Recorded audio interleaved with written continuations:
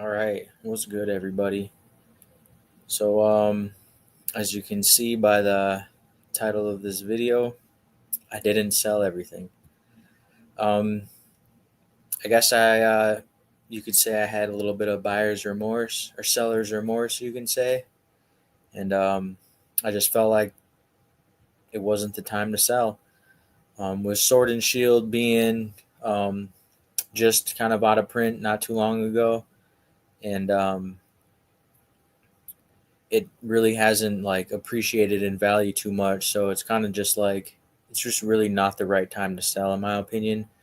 Um, I've been in this Pokemon hobby investing thing for a little bit, and ever since 2020, all I've seen is boxes go up in value, and it's just a matter of time before um, Sword and Shield goes up even more. I know it's gone up a little bit, but the way like kind of like the Pokemon market goes is it just takes like little jumps up. Like it'll coast for a while, jump, coast for a while, jump.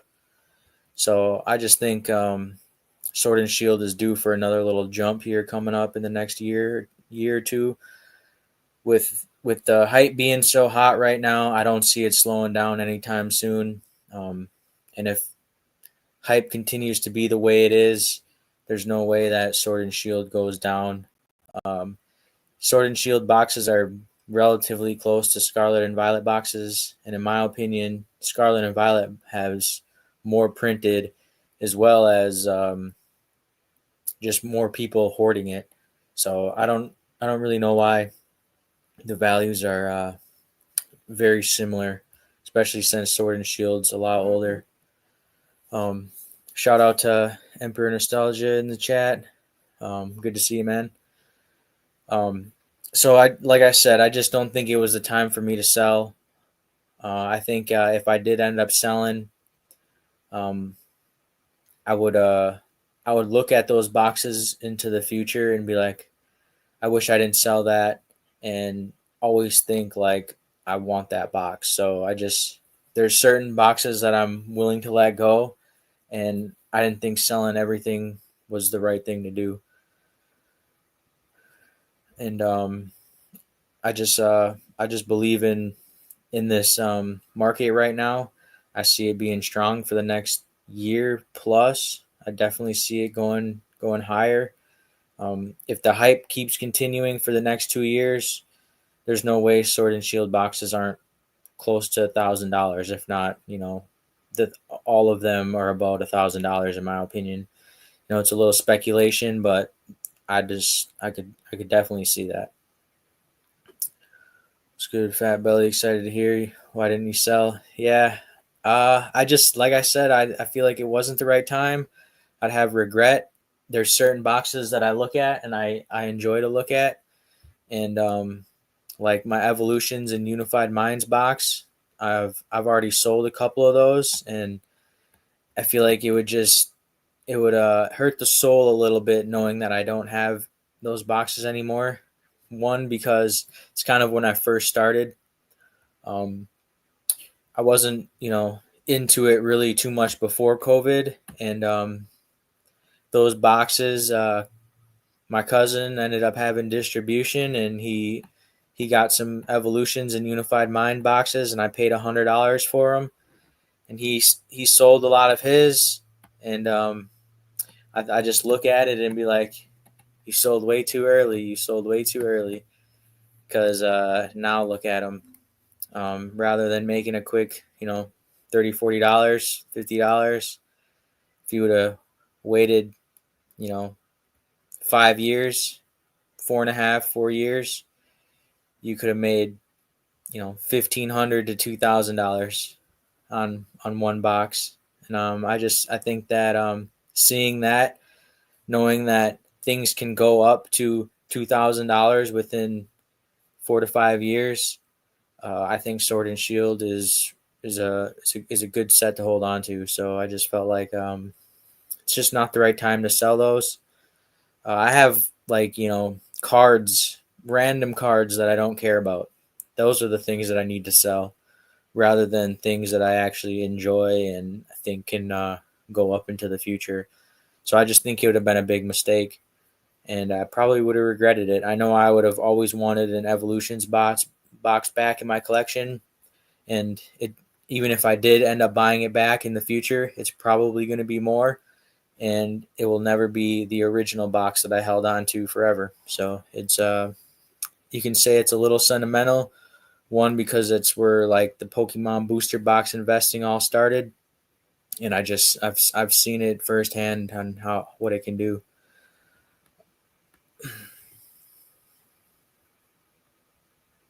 Yeah, that's true. I think quite a bit of people talked me down from that ledge, and one of them should be joining here tonight. He vends in a couple shows down in Madison area, and I believe the Oak Creek area, Milwaukee area. So he was also in the chat trying to talk me down from that ledge, and he messaged me on Instagram, and he said, "It's like if you ever want to talk or whatever. Otherwise, I'll try to meet up with you." I was like, "If you want, next weekend, come on a live, and we can talk about it on live." And he was down, so somebody should be joining us here in a little while. Um, if not, no biggie. We'll just ramble on for a little bit. I know UFC's on tonight. There's some good fights, so I'm looking forward to watching Dracus Duplessis and Khamzat Chimaev. I think that's going to be a really good fight. I've been looking forward to this ever since it's been announced. So I think this is a really good fight coming up. I was playing a little bit of this Switch here before I went live. Playing a little, I'm not sure if you can see that, but Grand Theft Auto, San Andreas. San Andreas is by far one of the top games. Um, Shout out to my cousin here. He jailbroke this iPod, or not iPod, Switch. So I've been playing a little bit of games. Why didn't you're a little late? Why didn't I go through the sale? Yeah, I think I would have just regretted it. There's certain things that I would always want back. I think that the certain boxes that I have, the Sword and Shield boxes, they've been out of print for 2 to 3 years now, and I think that they're just going to continue to go up in value. And the way that the market's been going, there's just a lot of hype right now. I think it's going to be strong for the next 2 years. And if that continues to happen, like I think it should, and I think it will, I think the older boxes should just continue to go up, and them being around 350 to 450 right now, I can see them all being closer to the $1,000 range in the next 2 years. And if that happens, you know, I was right for holding. If that doesn't happen, I don't see them going down any. Um, if I'm holding them for the next 2 years and they're still the same price, you know, it is what it is. That's just dead money. It's just money that's been sitting. I have money sitting in the bank, so really, what's the difference? I think that they have room to grow, and it wasn't the right time. And like I said, there's certain boxes in my collection, like the Evolutions box, I would always want back. So I don't think I'd ever buy it in the future if it goes up to 3,000. And I look at it and I'm glad I didn't sell it. There's certain cards that I have. I have a lot of random cards that I don't care about. So those are the things that I should be selling rather than things that I actually enjoy. Emperor Nostalgia says, I'm really happy I sold a lot of my Sword and Shield on the way up, and guess who is slowly getting them back? Yeah. So you're happy you sold, but now you're buying them back. So, I mean, you know, it just, that's not that's something that I probably would be doing too. So there's not a point to sell. Like the Scarlet and Violet boxes, I don't really necessarily care about too much. And who knows, maybe in the future I'll be like, man, I wish I didn't sell them. But those are the things that I would rather sell rather than my Sword and Shield boxes. So I think it's best for me to just piece them out. I have a show coming up here in a month at the KI Convention Center here in Green Bay, and it's a pretty good show. So I think if I bring some inventory that I'm trying to actually sell, I think it's I think that's the right move. One, because I can get full market value for it, and two, I can pick out what I want to keep and what I want to sell rather than just getting rid of it all. I first thought it'd be best just to let it all go at once, not think about it, let it all go. Because if I pieced it out, I'd be like, man, I wish I had that box. I wish I had that box. I wish I still had that or whatever. Whereas I thought if I just let it all go at once, that regret, remorse wouldn't be there. But um, I'm glad I didn't get rid of it. I think that was a smart move by my part, and I'll never really know right now until the next year or two. I think it might be best to reevaluate my collection in a year, and then see what I think about from then. I'm not necessarily in a rush to sell. I don't really see that money. Don't really necessarily have anything to do with that money if I do sell. So it'd be something that I would, just reinvest into something else. And I still think that these Pokemon boxes are a good investment, and I've seen it. And Pokemon's actually been my best investment. So when I can see it personally, I might as well continue to invest in things that I see that are still have room to grow. It might not be the safest investment, but sometimes to make money you got to risk it a little bit. I have safe investments as well, but I think Pokemon's fun to speculate in.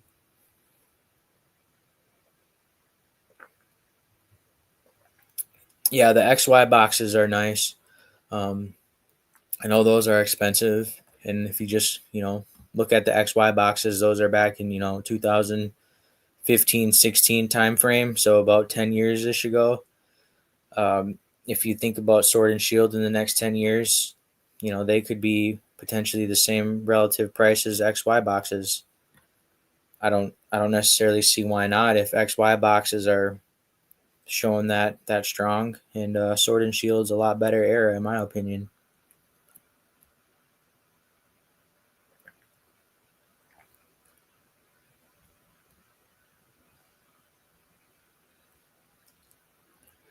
Yeah, I agree. I enjoy podcasts and stuff like that, but um, there isn't too many people that talk about just like investing too much. Or not necessarily investing, but like PC type investing. Um, I personally think that there is a decent amount of people that talk about investing, but not a lot. I know Nostalgianomics is all about it. I've actually had him on this channel not too long ago. I still enjoy watching his live streams and things like that. Um, I know does like clickbaity titles, which I don't necessarily watch a lot of his um, shorter form content, but I definitely enjoy his long form content. When he does with Pokemon USA, I enjoy those talks. Um, back when he used to talk with Pokemon Plumber, things like that, I enjoy those types of podcasts. Poke Flips, those dudes are pretty cool. There used to be a lot more Pokemon podcasts though. Now they've kind of faded away a little bit.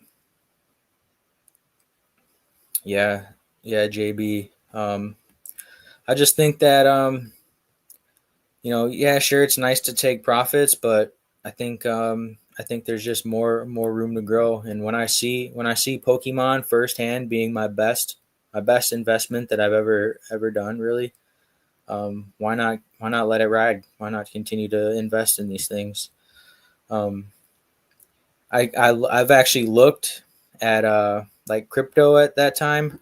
Um, I want to say like when I bought those Evolutions boxes and Unified Mind boxes, Bitcoin was around 20K. So that has about 5 to 6x, and my Pokemon has 15 to almost 20, 15 to 20x. So like in perspective, like sure I could have invested in Bitcoin at that time and my money would have done really well as well. But Pokemon has done even better. And if I would have continued to keep those I had 3 evolutions boxes and 2 unified mind boxes. Sold 2 evolutions boxes and sold 1 unified mind box. I sold them last year, October, for like 700 to 750 a piece, and now they're over one's over 2,300, and then one's almost 2,000, about 2,000. So like just in little bit less than a year, it's went from 650, 750 to 2,000 plus, which is pretty crazy. That's, better than doubling your money there. Pokemon Plumber has a nice voice. His collection is more what long-term goals again. Wall sealed booster boxes. Yeah, I mean he's got a crazy collection of booster boxes. That guy, he's obviously doing well for himself with his business, and he's able to continue to invest in Pokemon. I mean, you see it doing work for you, and it's kind of like, you know when you see it firsthand, it's kind of like why not speculate a little bit more into it. And yeah, he's got some crazy stuff. I don't know if he's ever talked about all the boxes he has, but uh, his backdrop wall looks pretty crazy. Yeah, I'm looking forward though to this UFC fight coming up here tonight. I don't know if anybody in the chat really watches UFC at all.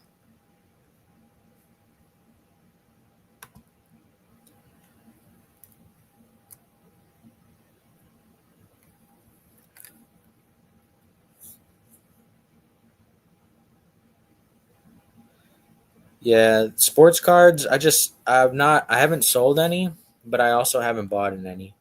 The only thing that I've bought is just like an autograph card, but that's just because I enjoy autographs. So if I'm gonna collect sports, it's got to be autographs. I just really I haven't really gotten too many autographs. I don't really know who I would want, other than like a couple football players like Randy Moss, but I know his autograph's pretty expensive. Um, I just don't keep up on sports cards. I know it's just too much. I don't know. I still have some old Bart Stars. I haven't sold my Bart Stars or anything like that. Yeah, the flex. So it seems like you're just getting in here. I didn't actually sell. I didn't sell. I thought it'd be best for me to continue to hold into the future and watch these boxes continue to gain value. I was talking earlier, like Pokemon takes jumps. It'll coast for a while at a certain range. Let's say Sword and Shield coasted a while for around, let's say like MSRP price, which was 160. I know I got a lot of my boxes for a lot lower, but the after print they set around 160 to 200 for a while, and then they took like a big jump up. They all like doubled. Then they're gonna coast around there for a little while, and then they're gonna take another big jump and double. I mean, we can already see it with Lost Origin and Fusion Strike. Those boxes have taken quite a bit of jumps, and usually when Pokemon goes up, it's not gradually. Well, the boxes usually aren't gradually; they take jumps. So you know it can go. I can see these boxes going from 350, 450 up to 850, like pretty much over a course of a week. So I think they just have room to grow. Yeah, I appreciate that, Flex. I think I would have remorse if I did sell. There's certain boxes that I enjoy and I want to keep in my collection. So if I did end up selling them, I would always want them back. So why not just keep them and piece out the stuff that I don't want? There's a lot of ETBs that I don't need in my collection and don't really necessarily want. I bought them more for as an investment, and at this point, I can double my money. So I should double my money. It's pretty much a lot of them are less than a year old that I bought them from. So why not just double my money on those things that I don't really want in my collection and just keep one? Like I don't need 4 Pokemon Center Astral Radiance box ETBs. Why not just keep one of them and sell the other 3? A lot of the Scarlet and Violet ETBs I don't really necessarily need in my collection. Those ETBs have gone from $40 or whatever up to $90. So those are the boxes that I'd rather get rid of than my booster boxes of Sword and Shield, where I still continue to think that they're going to grow.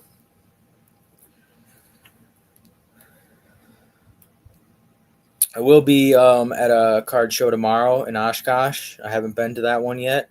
I'm excited to go. I heard it's pretty good. Heard there's a lot of Pokemon, so I'm looking forward to it. If anybody's in the area, Oshkosh Convention Center tomorrow. It should be hopefully a good show. There's certain things that I'm going to be bringing to potentially sell. Take a look real quick. Just some of the nicer stuff that I'm trying to sell here would be the Staff Charizard.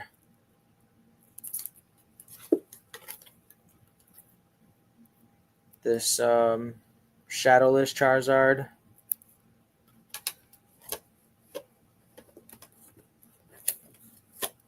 Little base set Charizard. And a couple decent cards here. Expedition Charizard. We'll just see what I can get out of them. Maybe trade into something. A lot of the times these local shows, people don't really bring big cards. So where I prefer vintage that are.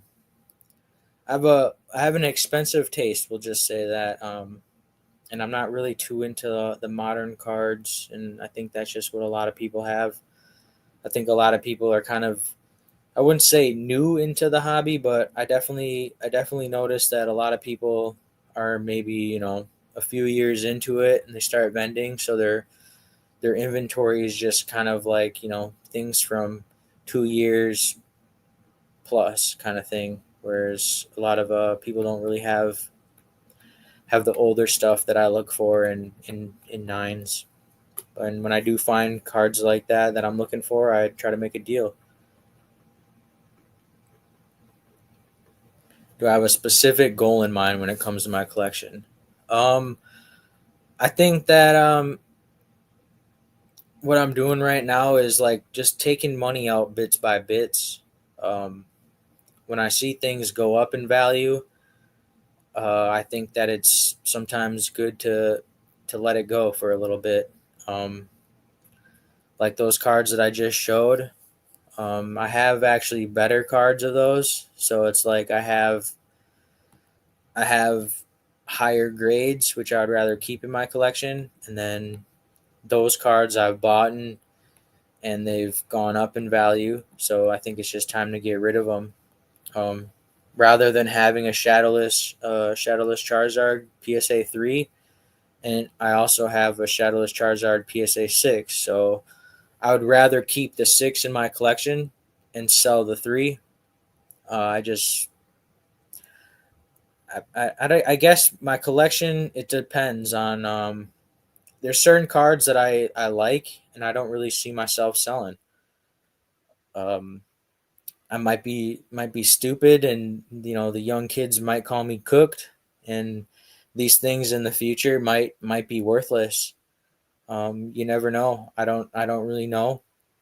Like I think about I'm not exactly sure where I heard it from, but when somebody's like parents died and their mom collected like fine china, and those are things that were valuable then. And what happens like in the future when I'm ready to die, or I do die and I have a big collection or whatever it is, are these things going to be looked at as fine china to like my kids and things like that? Like, are these just going to be worthless things? Like, that's one thing that I think about. How long can this last for? So there's certain things that I would rather just, even if they are worthless, just continue to keep. And if I'm taking money like taking gains here and there out of my collection. Like there's certain things that I bought specifically to sell. Like for instance, uh,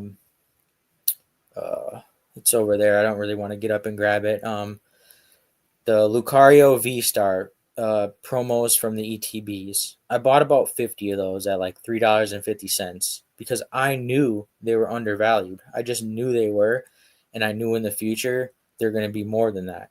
And now they're around $8. So like those, now it's time to try to sell those. I've doubled my money on those, and I know it's not a lot of money, but I'm taking little gains on just like plays that I'm doing, and then also then just like reinvesting that into my collection, if that makes any sense. Because being in this hobby since 2020, I watch pretty much YouTube videos all the time on like the market and things like that, and I have like kind of a, a little bit more knowledge than just the average collector, and I put that to use. And I guess invest in things that I think are undervalued. Like for instance, I just bought a pretty rare Umbreon card. I would like to know if anybody in this chat could tell me what the rarest Umbreon is. The rarest Umbreon card. If anybody in this chat that's really deep into Pokemon, what's the rarest Umbreon card? Because Umbreon is a very, very popular Pokemon. The Moonbreon is one of the the most iconic Umbreon card. It's gone up like crazy value. The new Umbreon EX is a super super popular card that just came out. Umbreon is definitely top 5. Karen's Umbreon versus series, Pop series, those are good picks.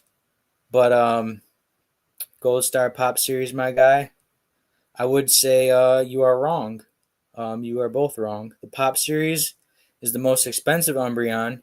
The Karen's Umbreon is a pretty expensive card as well. But I will say both of you are wrong. It's actually the Staff Umbreon. A lot of people don't really know about it. There's only 130 graded, and that's in my opinion, and I'm pretty sure it is. There's really no total print numbers on these things, so you don't really know. But all those cards are graded a lot more. The Staff Umbreon is a card that I picked up in my collection, and I think is super undervalued in my opinion. If these new modern cards are over $1,000+ the rarest Umbreon should be over $1,000+, and that's just how I feel. And I could be wrong. I could look at this in a year or two and be like, yeah, this is a pretty stupid buy because it's down to $200 or whatever it is, but you never know.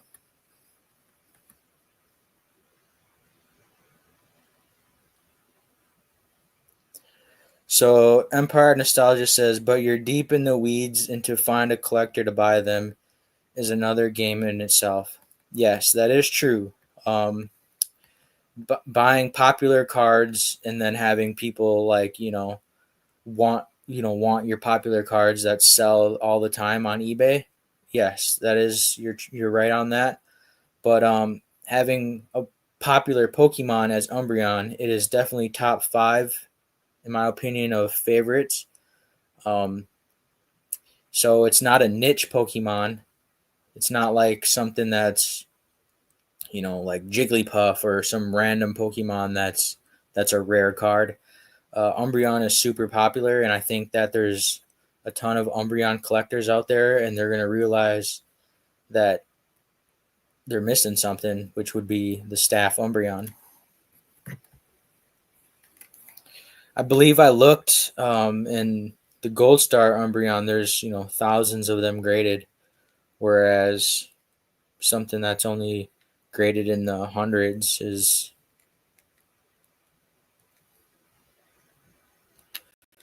Yeah, unfortunately, I just bought it not too long ago, so it's not here yet. Maybe I spoke too soon.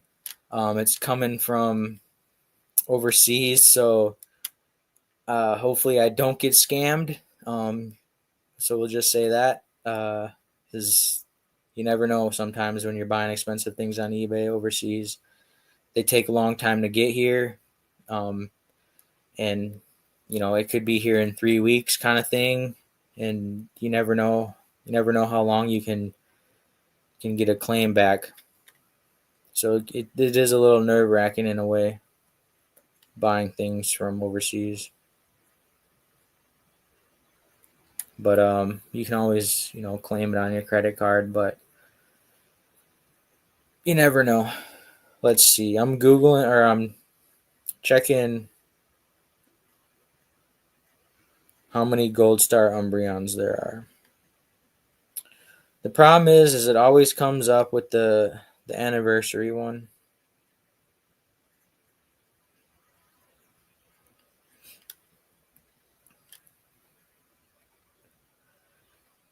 But I hope it comes in the mail here soon. I'm looking forward to having that card in my collection.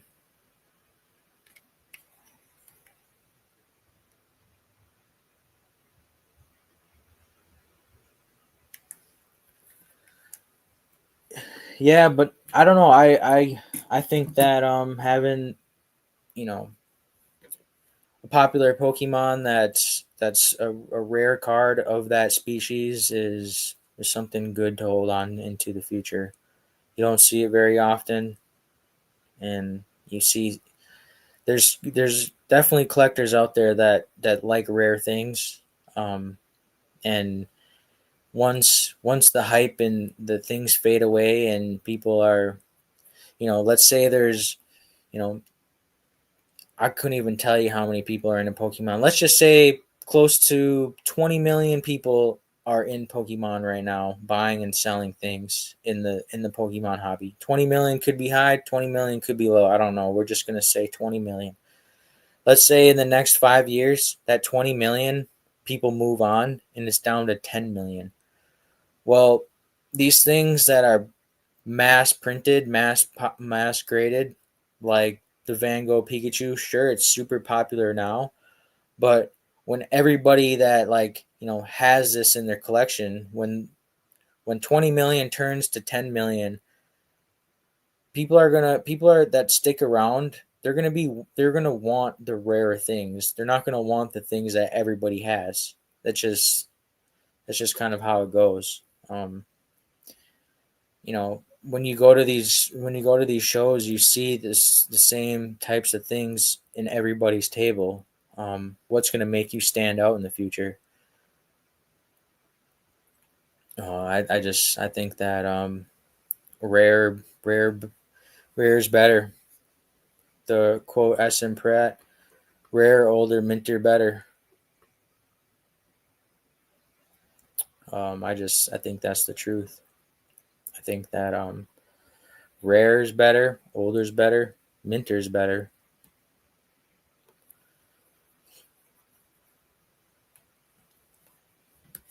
So I'm glad I didn't sell everything.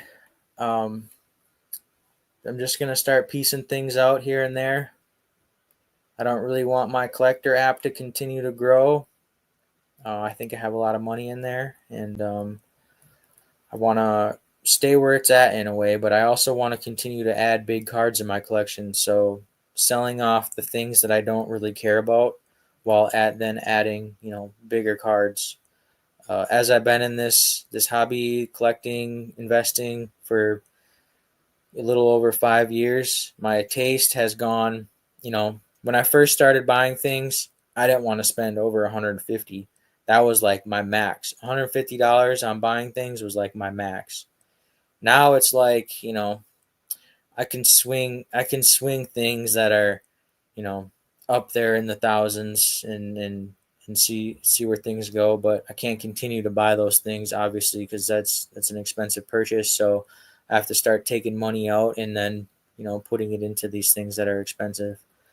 I stay away from modern cards, especially modern tens. Modern tens, in my opinion, are just overvalued, overrated. Um, you can buy the raw card for $200 rather than $2,000 in a 10 or whatever it is, or $1,000 in a 10. It just doesn't make any sense to me. I'd much rather have a nice vintage card, um, in a 9, and put that money into a more rarer card rather than something that everybody has. That's just how I feel. Um, Charizard, his cards, for instance, like, sure, his vintage cards don't sell as often, but there's probably also less on the market. There's always an out. People on eBay, they want things that they don't see every day. You can, like I said, you can go to these shows, local shows, and it's all modern stuff. Any advice on people getting into the hobby in collecting, or hobby/investing? Yeah, my advice, I guess, would be, if you're asking me personally, if you're just starting out and you're just trying to enjoy your money and let it, and like, make your money, get your best bang for your buck.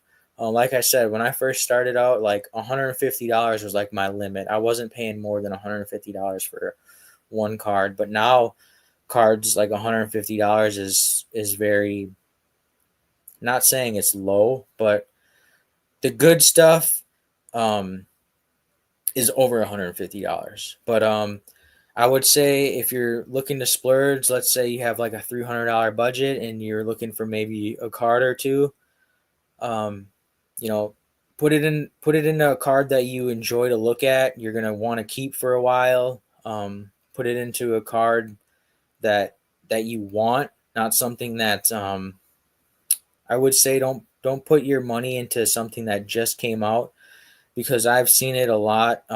Back when I kind of first started, I pretty much watched and listened for a long time before I started buying. There was people that were talking about that were in a bubble. Shout out to Pokenomics. I give a lot of credit to him. Um, he he kind of told people to simmer down a little bit. There's, like, for instance, there's a Charizard GX from Hidden Fates. When that card first came out, that card was $10,000. Graded in a 10 was $10,000, and it was sticking around that price for a long time. Now, if you look at Charizard GX PSA 10, it's not even close to $10,000. So I would say stay away from the modern stuff that everybody's looking at, and unless that's something that you really like and you really want to enjoy it. But just remember that people that bought the Charizard GX because they really wanted it when it kind of first came out, they lost a lot of money on that card. Cards that are just come out that are hyped right now, they tend to go down. I'm not saying that all of them do, but I think that maybe stay away from the modern hype things, and collect and invest in what you think and you like, and maybe because it's undervalued or you just like it. Um, I thought the reason why I started collecting boxes and investing in boxes is because I got them in at a good price. Price point is always key to investing, and then collecting in the hobby. Um, uh, Collect what you like and invest in undervalued things. I do have somebody here waiting, so we're going to bring him in. I'm just going to read the chat real quick. The market will shift eventually. Yes, it will. I agree, but I don't think it will be in the next 2 years. Wait, didn't you sell in the end, fam? Saw a live joint check. No, I did not sell in the end. I kept my investment, and I'm going to hold for a little while. Do you think Shrouded Fable will ever be an expensive set down the road in maybe 5 years? The problem with Shrouded Fable is it's a specialty set, and they don't have booster boxes. But I'm going to add somebody here in the chat. Somebody that was last weekend trying to maybe talk me down from my ledge. He's somebody that vends in this area. I don't know if I've ever met him yet, but he was somebody in here. It was giving me a voice of reasoning, so I'm gonna add in Wanted here. TDC Wanted, how's it going? Pretty good. How are you? Can you hear me? Yeah, I can hear you. What's up? What's up? How's it going, man? Pretty good. No complaints. I heard you said you were just got back from vending. Where were you? I was in just outside Milwaukee. Okay, you were at the Pewaukee show. You said, I think. Yeah. Okay, so I guess just for reading the chat here, somebody asked, do you think Shrouded Fable will ever be an expensive set down the road, like maybe 5 years? I mean, for instance, yes, it will be if the Pokemon hobby does what the Pokemon hobby does. It definitely will be more expensive than it is now, but I think there's better sets. What about you?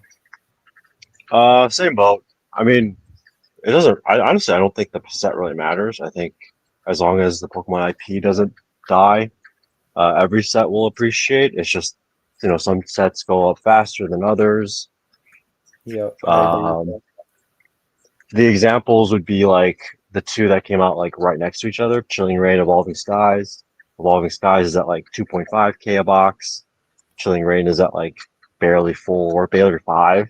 So it just depends on the set, but as long as you're willing to just hold it out, I think every set will do well. With that being said, Shroud of Fable is a very weak set. Yeah, exactly. I think also the problem is with that set is it's a specialty set where there's no booster box, and I think a lot of people the booster box kind of like it dictates the price and a lot of things. People go to the booster box price first, and when things don't have a booster box, not really many people flock to like the ETB prices and things like that. So I just don't really think that it's um, gonna be something that continues to outpace other sets. You can look at Pokemon Go; it's kind of a weak set, and it really hasn't outpaced any other sets in that era. If not, it's been held back quite a bit. Just to play devil's advocate on that, I mean, if you look at like celebrations, it didn't do anything for a while until very recently, but it has outperformed a lot of sets with booster boxes. Um, I think that's just because the set's like not that weak, whereas Pokemon Go has not maintained its hasn't really kept up with everyone else because I think the set is weak. I think Shrouded is in that camp. It's in the camp of the Pokemon Go camp where the set's pretty weak. But even if you were to look at prices now for Pokemon Go, they have gone up. So Shrouded, I think, will be fine in 5 years. It's just you probably won't see like crazy returns like other sets around it. Yeah, he said it's hard to find here in Australia at stores. Maybe just 3 packs of Shrouded Fable. Yeah, and I think the ETB, it's a unique ETB. The only problem it has is that it has Pokemon that nobody knows, so it's not really something that people want to display. And I think going into the future, that what kind of makes sealed investing kind of a thing is a display factor. I think a lot of people that collect ETBs, they want to display them. And why would somebody necessarily want to display a Shrouded Fable ETB? That's just kind of my thought. I That's think that fair. I think that you know the ETBs are what people want to display, and if it looks kind of meh, why would anybody want to display it? I think That's fair. celebrations looks pretty nice to display. You see the little Pokemon symbol and kind of the white background. It kind of keeps the vibe of the 25th anniversary, and who knows, maybe the 30th will continue that kind of like Pikachu ear type theme. And if they do, I think that'll be good for the other sets. That's fair. Uh, if there's nothing, there's no topic right now. I do want to go back Yeah, because I didn't catch the reasoning why you were interested in even selling your stuff in the first place. Because I think you're kind of right. I did, maybe not me. There's a couple people, other people in chat too, but I think there are a bunch of us that told you don't sell it at that percentage. And I'm yeah. just curious to why you even decided to even entertain it selling. Um, I I just think I have too much money into my Pokemon cards right now, and I don't know. I thought that selling my sealed would be the easiest, like the easiest out, you can say. I know I can always auction things on eBay, which is an easy out, but I just thought potentially selling all my sealed boxes to one person was an easy way to of get some money out. Not necessarily get out of collecting and investing and things like that, but the easiest way to take money out. That was kind of my thought process, and I think that was would have been a mistake. I think it depends, actually. I think I think you're like half right, half wrong. Because I've kind of always been in the mindset of if you feel uncomfortable in a situation, in this case, like Pokemon sealed investing or Pokemon investing in general or Pokemon buying and hoarding, whatever you want to call it. If you feel uncomfortable, then taking things off the table to make yourself feel better, I think is important. Because if you're constantly feeling uncomfortable, then as you're continuing to purchase things or trade for things, that's gonna grow, and eventually it'll be harder to sell, or maybe you'll make another mistake down the road, like or potential mistake like selling it all. And so um, I don't think necessarily maybe backing out of this deal was a like a correct or an incorrect move. I think maybe selling things until you feel comfortable would be best. But I would not sell booster boxes. Yeah, I agree with you on that.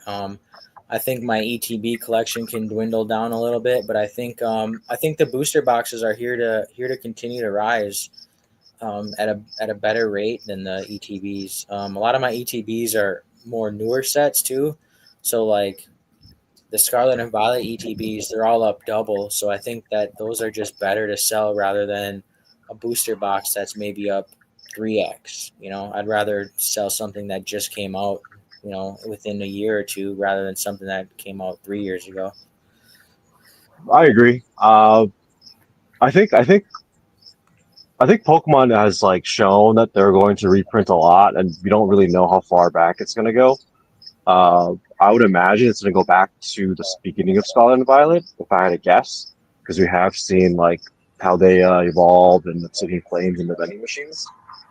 And so, if you were to take some stuff off the table, I would honestly just focus on Scarlet and Violet until you Yeah. feel comfortable. Because again, if you feel uncomfortable holding as much as you do for whatever reason, and as long as you're really selling your profit, like at the end of the day, profit's profit. So yeah, you could miss out on potential like quote unquote gains, but being comfortable with what you have is like really important. It's like a mental thing. Yeah, somebody says why sell at 2x when you can sell the same shit at more look at Crown Zenith ETBs, man. They're uh already 4 to 5x. I think Crown Zenith is a different beast. I think people like Crown Zenith a lot more than they like some of these Scarlet and Violet sets. At least me personally, I would much rather open Crown Zenith, and I think Crown Zenith is just uh, one of the top tier sets in my opinion. I don't really think of Scarlet and Violet having top tier sets other than 151. Um, Obsidian Flames isn't a great set. I think Paldean Fates is okay, or Paldea Evolved, excuse me, is okay. I don't think Temporal Forces is a great set. Um, you know, I think that Crown Zenith, the reason why it is 4 to 5x, one because it is older, and two, it's just a lot better set. I agree, but even if you look at Crown Zenith, I mean, it took a long time for it to get to where it's at now. Whereas, like, if you would have been able to purchase, like, even like 151 when it first came out, like those ETBs, regular ETBs, are higher than Crown Zenith. Yeah, yeah, So you're it right. just depends. Yeah, so it depends on the set, and they're both specialty sets. So there's no like booster boxes with either. And so, like Crown Zenith is a great set. I actually completely agree. I think it is undervalued, but at the same time, uh, there's no guarantee that it's going to go to 3, 4, 5x. So if you are in profit, taking some off the table isn't necessarily that bad of a move if you do plan on maybe moving it to something else that's maybe more stable or has like that you believe has a better chance of going up. Yeah, he said that Crown Zenith was $60 a year ago, my friend. Yeah, of course. Um, they mass produced it at Sam's Club, which I was buying those Sea and Sky boxes for $43 on Sam's Club. So of course the ETBs are going to be $60 when they're mass producing these things. Still, Crown Zenith was it got a huge reprint and it tanked a lot of the prices and it shot up. It shot up quick because one, it's an older set, but it got a huge reprint at Sam's Club, which brought it down. Um, and it's who's to say that these new sets aren't going to get another huge reprint and to keep the prices down? Like, I think they've shown that they're going to keep reprinting. Like I feel like we're getting a Blooming Waters like every other week. I feel like we're getting like a new prismatic, some type of bundle like every 3, 4 weeks. Like I don't think they're slowing down anytime soon. yeah, I mean, it's not no financial advice. You do what you want to do with your stuff, but at the same time, I don't. If you're as long if you're in profit and you are taking things off the table and you're up, I don't ever think that's a bad decision. yeah, I don't think it's wrong to take gains either, but I also don't think it's wrong to speculate on things to where they might continue to grow. And if you don't need the money, then I don't think anything's wrong with holding on to it either. I think if you know certain sets are better than others, I think those are the safe plays to hold on to in the future. If you look at these people that continue to rip product on live streams and so many packs get opened every day, in the future, how many people are going to want to open Obsidian Flames? How many people are going to want to open Paradox Rift? I don't think that many. How many people are going to want to open Crown Zenith? I think a lot. I think that plays a huge factor in price. I agree. I agree, but that still doesn't necessarily mean you don't have to take things off the table in terms of like the weaker sets you mentioned, right? The Yeah, Obsidian Flames, the Paradoxes. If you have those ETBs, as long as they're not like Pokemon Center, I would say, why not take them off the table, maybe move them into things that you think could do better, like booster boxes. I think booster boxes are like, if you were to put into like the real world terms, like the blue chip item of Pokemon. And so, maybe move them to booster boxes if you can. yeah. Some people in the chat, one of the guys in the chat was saying that reprints, you should consider that it only applies to the USA. There's no Sam's Club, there's no Walmart, there's no Costco in Europe. And yeah, that is true. But the USA is really what dictates these prices. There's the more buyer pool here. We have another person that said he bought Celebrations for 160 Australian. Not too sure what that is USD, but I think that's probably around like $90 ish, maybe $100. At the beginning of the year, now they've moved a lot, and yeah, that's like what I was saying earlier. Pokemon, they stay in a range for a while, and then they take big jumps, and then they stay in a range for a while, and then they take big jumps. Um, so I think that's what happened with Celebrations. It was underrated, and it just sat around a range for a while, and it took a big jump. And he mentioned earlier that Hidden Fates, you know, sat in a range for a while, and then it finally moved. And I think that's just kind of what Pokemon does. You never know when it's going to move, and when it does, it takes big jumps. Yeah, I think Celebration is a little different this at least this time because there's already been a lot of pretty like confirmed reports of like a lot of groups banding together to buy it out. It's a little Yeah, different.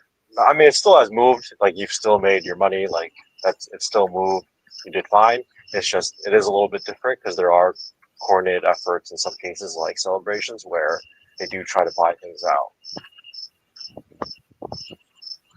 yeah. He said that everybody thought in 2021 that Hidden Fates was the play, but it didn't do anything for a couple years until this year. Which yeah, it's True. true. It is true. And then the birds randomly started getting bought out, and that moved the sealed product price of the ETBs.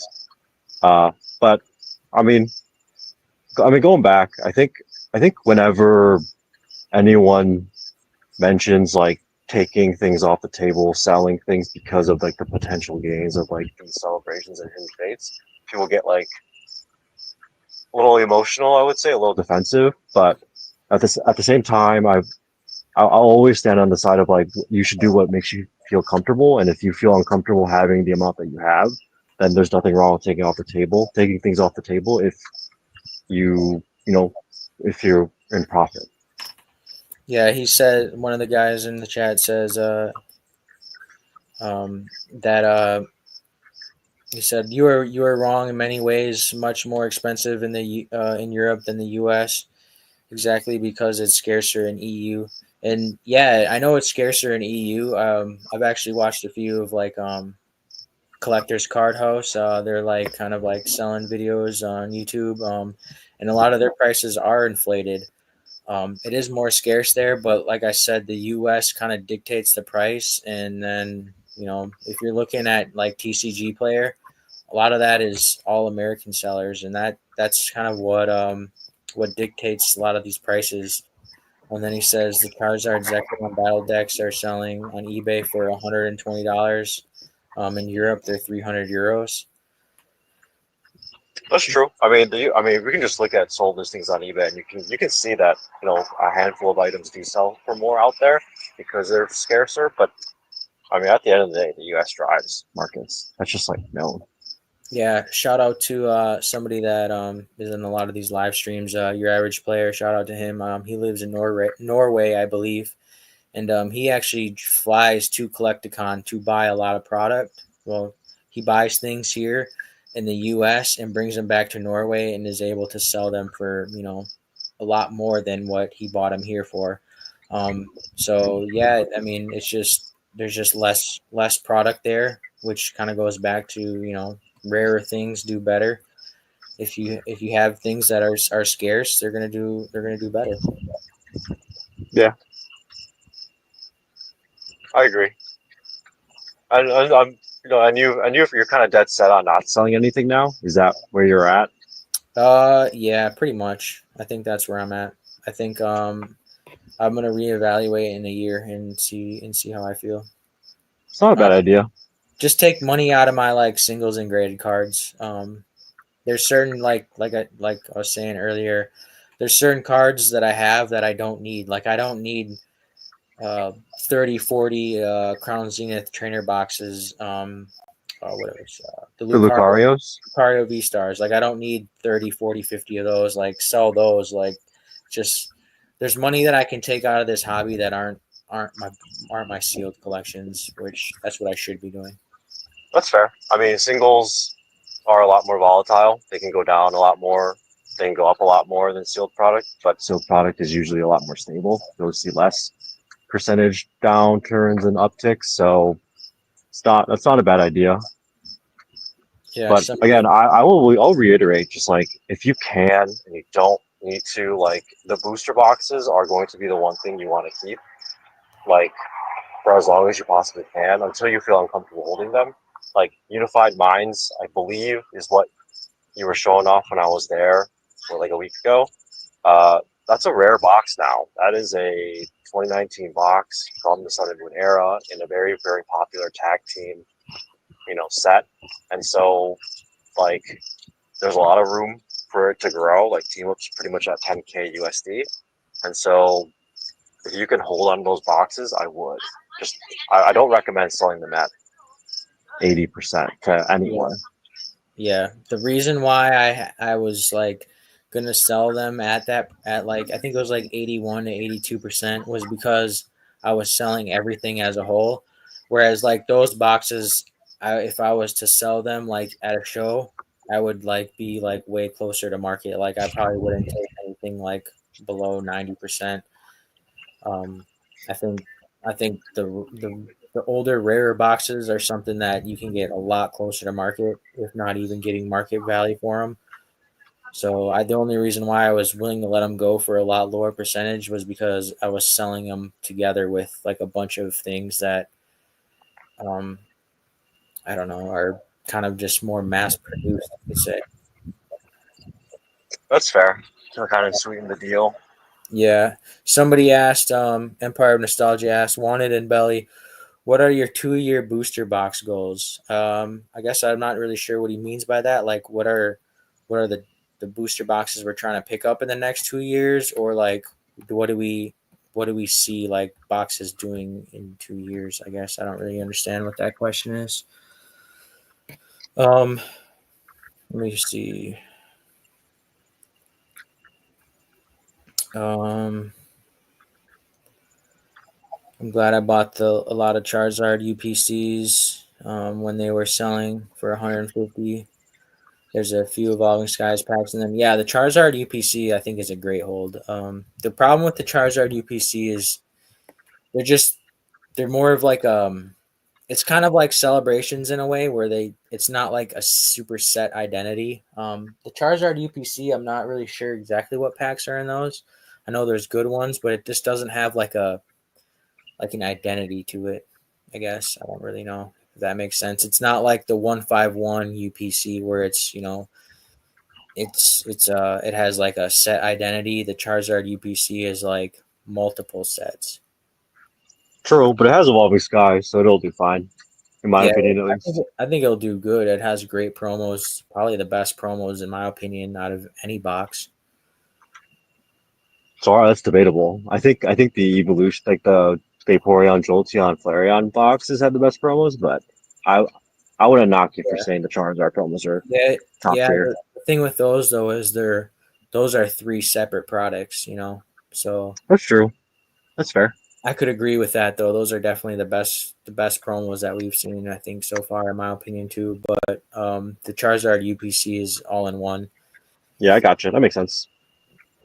Um, See, sometimes if you only have 200 or 20K and trying to grow your collection, everyone is playing different games when it comes to down to sticking with the lane and your goals. Um, he says like PC collection and plays like 151. So like I guess what are your PC box collections in the next 2 years? Like if there's any certain boxes that you want to pick up for your PC, or like any plays that you see in the next 2 years, like 151. So, I mean, personally, I don't really mess with vintage anymore. I think vintage is, at, I mean, I'm sure it'll go higher, yada, yada. But at least for me, I don't feel, this is where I feel when I'm talking about comfortability. Like, I don't feel comfortable holding a sealed product when it gets to like five figures, like in general. Like, I get very uncomfortable holding it. Um, there's so many things that could happen even in like the acrylic cases, whereas like one little tiny tear and all of a sudden it's not sealed. And so when it gets to that point, I usually just sell it or get out of it completely.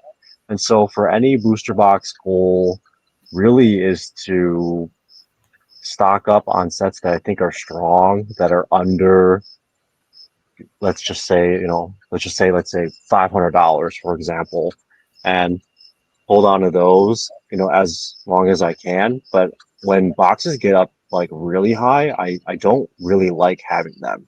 And so when it comes to like booster box goal, it's basically hold until it gets to a point where I feel uncomfortable. And regardless of how much higher it could go, I'll just get out. So, like, give an example. Have you held a box where it's gone up to an uncomfortable value and you sold it? Yeah, team up, team up, team up is the greatest example in terms of at least recent. Uh, I had, I'll just say a case. I had a sealed case of it, and it got, it's at 10K. It's at least right there, at least the USD.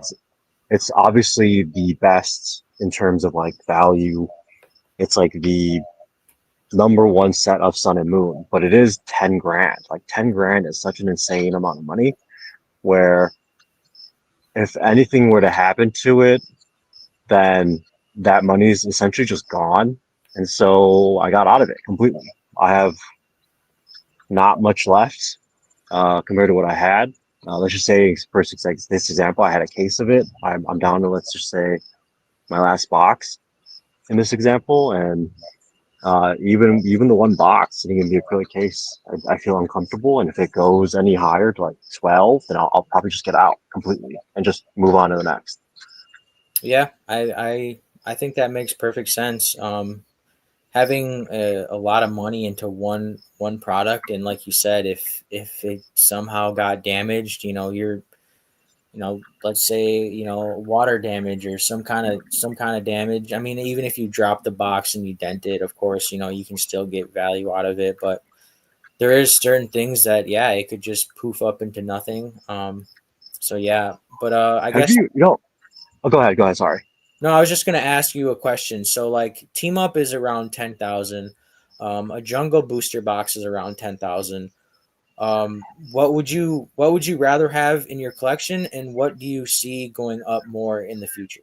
That's Uh, two-part question, I guess you can say. And like, what would be the better hold right now? Like, if you had, you could if I had trade to pick one, between each other. Like, would you rather have my uh, jungle box, or would you rather what would you rather keep, kind of thing? um, so uh, my okay. So if I were to answer this question truthfully, the answer would be neither. But in this example, I think team up is the better hold. And the reason I say that is because jungle's been around since the beginning, and it's Jungle Unlimited. I'm assuming, right? Yeah, yep, they're about the same value. Yeah. So Jungle Unlimited has been around since the beginning, and it is very limited. It has of course that scarcity factor, but there is the first edition variant, and first edition variants usually put a lot of downward pressure on unlimited sets, just in general for any card game.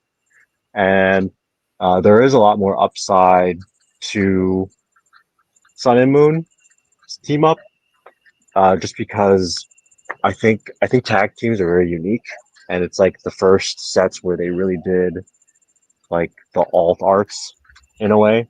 And for whatever reason, I don't really understand the lovebirds. I don't get why they're so hyped, but they're like very hyped. Like people really like them, and we're currently in an age where like there's probably more people in Pokemon than ever before, and a lot of them would probably choose the Lovebirds over any card in Unlimited Jungle PSA 10. If you were to put the two next to each other, like the top card in Jungle PSA 10 versus like the top card in Team Up PSA 10, and then like the second, third, and fourth, I think Team Up would win every head-to-head matchup.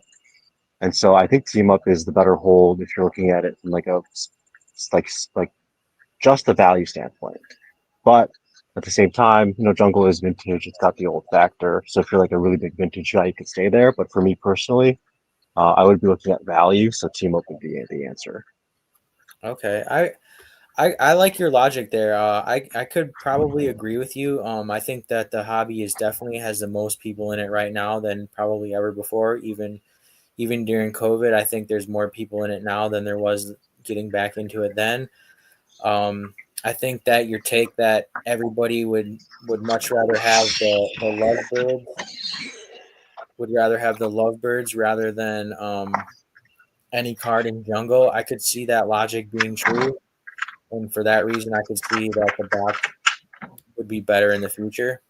Um, I think that if you're looking at the sealed boxes, though, for somebody that would want to like collect sealed, I think that people would rather have the jungle booster box, though. Going, I could definitely see that. I mean, Jungle is again the second set ever. It is such a iconic piece to have and very limited. But just from like a value standpoint, I think Team Up has a lot more room to run than Unlimited Jungle. um, yeah, I just think that if I had personally both of them, I think the team up would be the one I would rather sell or get rid of. Somebody asked, Emperor of Nostalgia asked, do you think that Evo Skies could ever flip team up? That's a good question, actually. I don't think so. I think the reason why team up is so expensive, well, the reason why team up is so expensive is because it never got a reprint. Evolving Yep. Skies you see those boxes quite often. Sure, they're expensive, but I think a lot of people still have them. Whereas, if you asked like all those people that had Evolving Skies, like, do you have team up boxes? I guarantee a lot of them would say no. Um, you I just agree. don't see team up, and so that for that reason, I don't think that Evolving Skies could flip team up. I don't know. I think it could. You I think? just be Yeah, just because Evolving Skies is such a strong set overall.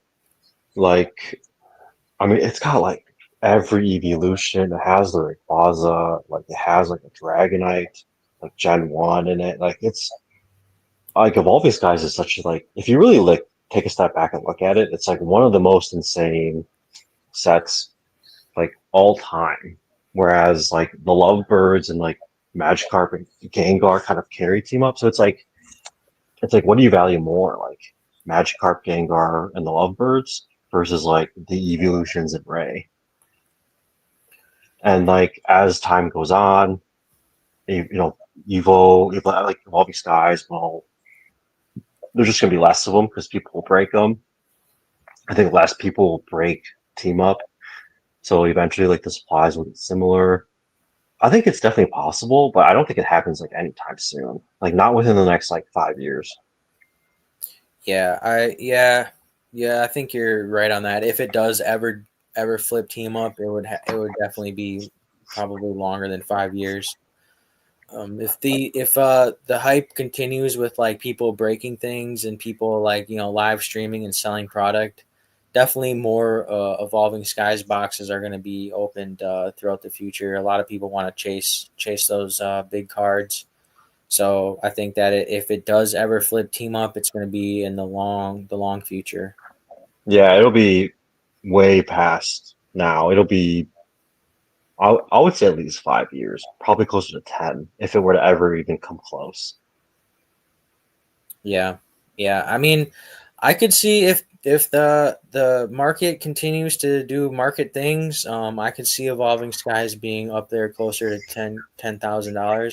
I mean, it's already at 2.5. That's really, if you look at it, it's technically only a 4x.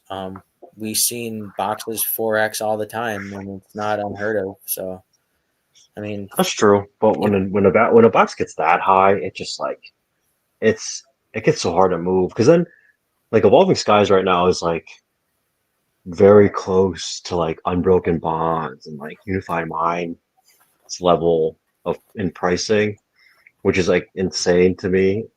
And I think that just shows like how strong Evolving Skies is. So again, I think it's possible. It's just gonna take a while. Yeah, I think it would take definitely longer than 5 years. But if you look at like Phantom Forces, that box is like 12K right now. It like doubled or whatever it did in like pretty much overnight. And that box, the set is kind of weak, but yet the box is super expensive. I mean, the Gengar in that set is really what everybody is what everybody would be looking for. And if that box can get to $12,000, Evolving Skies I think could do it too. Just give it time, and I think if the market is strong the way it is now in another 10 years and we're still all in it, and the younger generation continues to grow and continues to stay in it, I think that Evolving Skies could easily be a 10K box. The young generation right now, like I just think about the the Costco guys, that little kid that goes boom, boom, like Mm, opened up the Moonbreon and he started crying. Like the Evolving Skies is iconic to these young kids, and in the next 10 years, if these young kids are still in the hobby when they're adults, I don't know how old he is. Maybe he's like 13 years old or whatever. When he becomes 23, and he's like maybe got real money when these young kids start first getting their jobs and have money to spend, um who's to say that they're not going to be like, man, Evolving Skies was such an awesome set, I wish I had the Moonbreon when I was a kid or whatever, like I could see that being a thing. I agree. I just think it's gonna take a while. But then again, everything's kind of moved a lot faster than I thought it would. So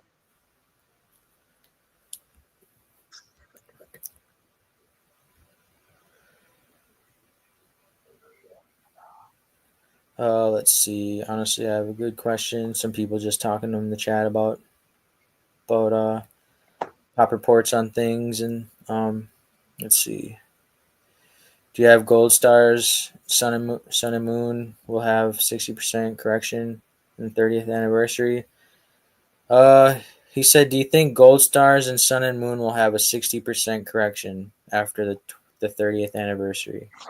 I sixty think Gold percent. Stars definitely. I think they'll come down a little bit. Sun and Moon, I think Sun and Moon, the singles could, but I don't think the boxes will.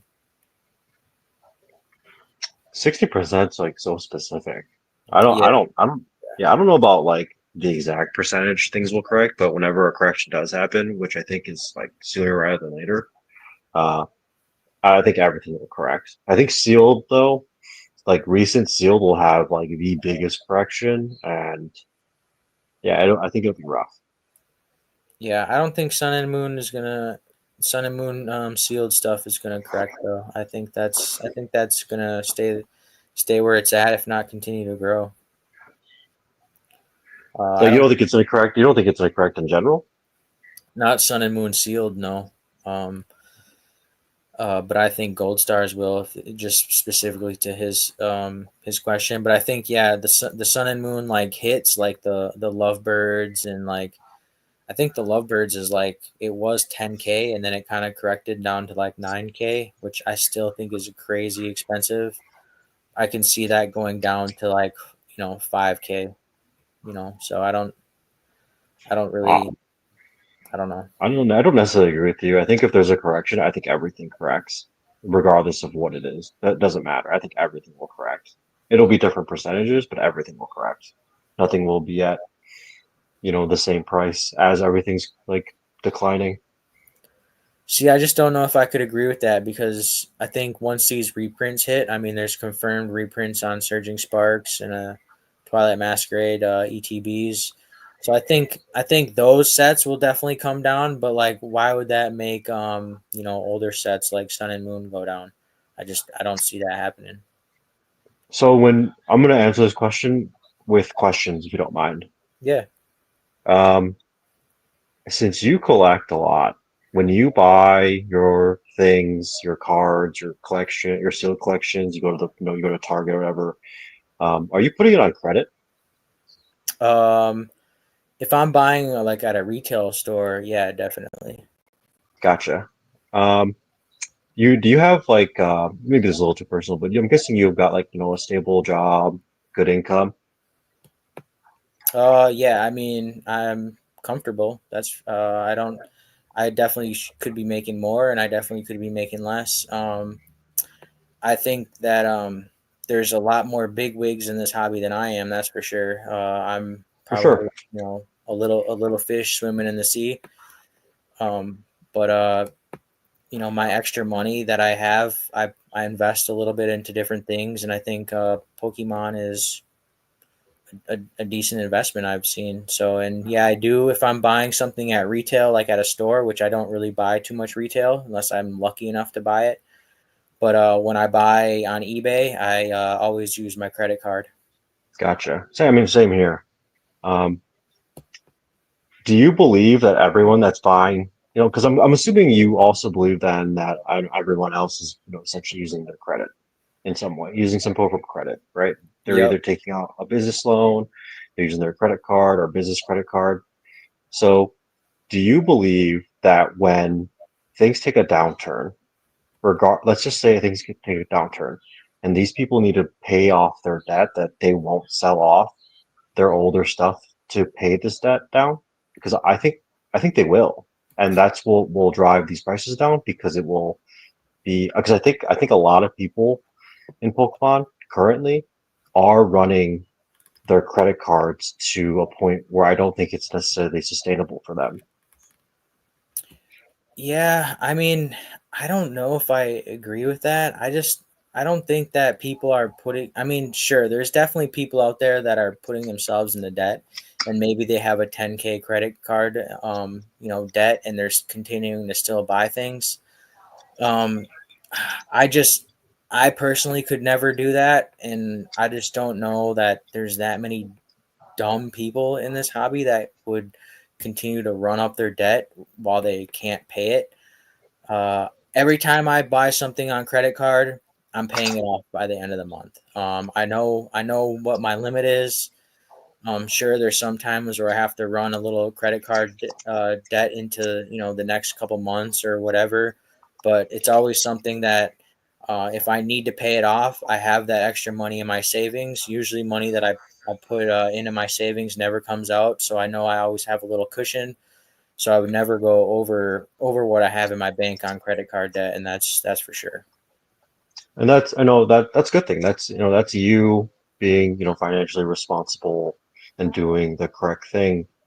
But do you really believe that a good chunk of these people in the Pokemon hobby currently are No, doing that? uh, Are like you, are being maybe responsible, not. are Because I know, for instance, I watch Nostalgianomics and Pokemart USA. They have a good podcast that they do every week, and there's people that ask in the questions like, "Would you, would you get a credit card at 0% interest for a year at like 50 to $100,000 limit and put it all into Pokemon and you know those are questions that are being asked. I don't know if these people are actually doing those types of things, but I would hope that if they were somebody that was getting a 0% interest card, let's say $100,000 and spending 50K plus on this credit card, that they have that type of money in their bank. So when things do go bad, that they're putting that, you know, I don't know. I really don't. I don't think that anybody should be speculating in that hard into this, and hoping that things go up in a year. And I don't know. I really don't. But I agree that people shouldn't speculate, but I think people are. And I think if you were to have like a real conversation with like the average everyday Target, Walmart line stander, I think you'd also come to the same conclusion as me that there are a lot of people in this hobby right now that are putting a lot of money into products with money that they don't necessarily have. And right now it's okay because they're able to buy a Desperate with ETB for $60 at Target and flip it for, $80, $90 at a show or on eBay and make that $10, $15 in ETB. Like that's fine. But if things turn and they're able to use that profits to, let's say, buy the Evolving Skies or buy like Chilling Rain or whatever they're buying, right? But if the market turns and they have no way to pay off their credit card, then I think they're going to sell whatever they can to recoup that cost to pay these things down. And I think whenever this market does turn, it doesn't matter what the product is. I think everything will go down because of that. okay, Like nothing's I necessarily safe. I see what you're saying with that. Um, because like let's Not say, not okay. Before you say anything, I'm not trying to like fear monger. I'm not trying to like crash or anything. I mean, I'm not. I'm just trying to give you like a more what I believe to be like a more realistic outlook on how things could go and why I think everything would go down in a downturn, just at different percentages, right? I think more recent stuff will go down way further versus like the older stuff won't go down as much. But in general, I think everything will go down. yeah, I could understand that logic. I think there's a lot of businesses that are in Pokemon now, and to start a business, you either have to be in it for a long time, like somebody like myself that's been in this for 5 years, and I have a lot of inventory, or you have to be somebody that has deep pockets. I know there's a lot of vendors. Specifically, I've been watching. Can't even think of this podcast name, but it just started, and the guy is a vendor and he's only been in the hobby for like 6 months, and he's obviously has to either have deep pockets or leverage himself to start this business. So I think that there is definitely a lot of people that are starting businesses that are leveraged, because they think that this is a way to start a business, and of course, when you start a business, you do have to, either take out loans or like, Good. look Yeah, at. get a line of credit, do something. I get that. So yeah, I think that you could be right that people are over leveraged. Considering that there is a lot of new people that are in the hobby that are looking at this as a business, and either you have to have deep pockets or you have to take money on credit and take loans. And I think that there's probably definitely people out there that are are leveraged, and there's definitely going to be a point in time where people are going to have to fizzle out of the hobby, because they're too over leveraged and they go broke. I definitely think that. And one thing about Pokemon in a way is it's kind of an addiction. And you brought it up earlier, and you said hoarding. Um, this was a while back when you said investing, collecting, hoarding, whatever. I think hoarding is a good word, and a lot of people don't really use it in the Pokemon hobby. But I think hoarding things is something that a lot of us do, and you can never have enough. For sure. That's why I said earlier, if you feel uncomfortable with whatever you have, I think selling until you feel comfortable is important because you are just going to end up hoarding everything if you just don't sell anything too. Which I mean, it's fine if as long as you're comfortable, but I think there gets to a point where, everyone's got like a different tolerance level to, maybe they have too many items, it's taking up too much room, or they have, things have gone too expensive. Like for me, example, if things get too expensive, I like to get out of them.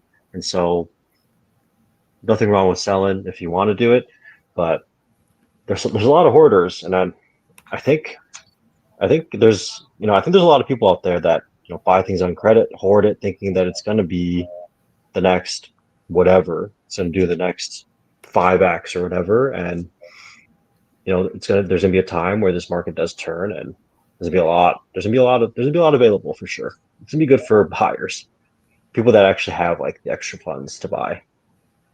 Yeah, a lot of people in the chat are agreeing with you. Um, With the and credit card, yeah, they think that um, that when everything goes down, or when things go down, everything will go down, and um, some people need money. When they need money in this market, they need to sell, and it's a speculative market. yeah, most people are only in the hobby for a year. Like that's pretty true. Like Yeah, the timetable kind of fits right now. Like Prismatic was in the beginning of this year.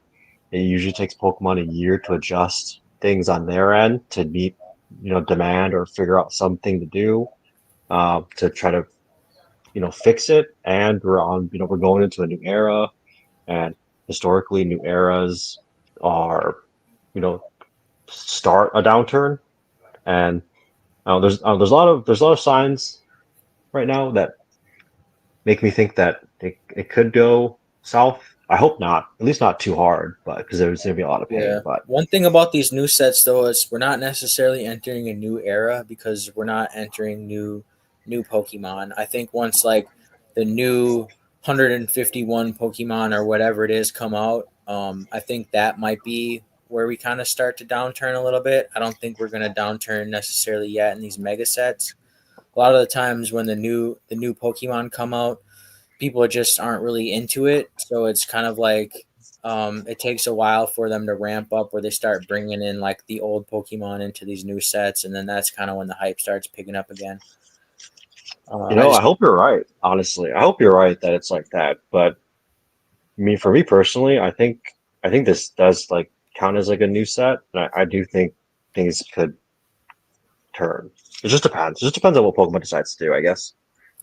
I just don't see, maybe this new like mega evolutions might have like not the greatest, kind of like a journey together in a way, but Well, I think the the set's gonna be amazing, honestly. the set this well, I guess I'm more so meant by like the hype. Journey Together really Mm. didn't have too much hype. I think the set looks pretty good from what cards that I've seen, but I think that once the mega set with Charizard and Gengar come out, I think the hype is all right there back again. I think I, Mega I have, Charizard, Mega Gengar, it I have a depends. question for you, actually. Then, Yeah. Because I think Mega Charizard, Mega Gengar would help a lot, right? I think it would make things way worse, probably than they are now. Um, do you remember the beginning of the Sword and Shield era, like coming off Yep, I do actually Sun and because Moon? I specifically remember because I was I don't know if I remember really specifically like when the eras were because that's kind of when I got into Pokemon, but I remember seeing Sun and Moon still on the shelves. Um, but I specifically remember when Darkness Ablaze was coming out because I was like in it during Rebel Clash, like kind of deep in it, you can say, where I was starting to look up when the next sets were. And I remember specifically Darkness Ablaze waiting for that set to come out because I was pretty hyped about the Charizard. So that's kind of where I started getting deep into the weeds was Darkness Ablaze. Gotcha. Okay, so maybe this will be better. Do you remember the end of the Sword and Shield era going into Scarlet and Violet? Yeah. Do you remember how hyped the do you remember like because that was like the era of the full art trainer, where if it was a full art trainer, that thing was 5x in like immediately. Do you remember that era where like the Miriam from when it first Yeah. came out in Japan was like Miriam eight was hundred expensive. dollars? I think that was the Japanese market trickling into the English market though, because I don't really think that I don't know. I see what you're saying, where the trainers were like the most expensive cards in the set, Hmm. which was very interesting. Um, but I think that had to do a lot with like the Japanese waifu craze, them being thousands of dollars when they and then when it hit the English market, that like the Japanese, waifu card is $1,000 or whatever it was. I'm just saying $1,000 because I don't really remember exactly how much they were. But then, of course, the English card has to be the most expensive because those are the Right. most expensive Japanese. I think the English, in a way, follow the Japanese, whereas I don't really see that being like how it is now. I feel like the Japanese kind of follows the English. Gotcha. So when it comes to that, the whole beginning of Scarlet Violet era, do you remember what kind of killed Scarlet Violet in the beginning? Right, And coming off that super hot, full art trainer era. in my opinion, it was like the new Pokemon, like Scarlet and Violet base. Like the best cards in that set were like the Gardevoir line. Other than that, it was like a lot of new Pokemon that nobody really knew. So it kind of just, I think that kind of what brought the hype down. Somebody in here is saying Silver Borders. I think the Silver Borders people were Silver hyped on. Borders.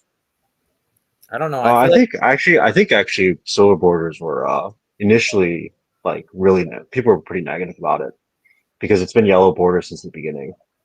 I think now everyone likes Silver Borders, or at least I've gotten used to it. But I think in the beginning it was poo-pooed on a little bit. yeah, I think people were just didn't like the change. Hmm. Somebody says that people hated the Scarlet and Violet at the start. Yeah, I guess Right. we're talking about why did they hate it though. And I think it was just because the new Pokemon. People like the original stuff. People like the stuff that are popular. And when something new comes out, like what's popular in Scarlet and Violet, nobody really cared too much about the legendary Miraidon and Crydons.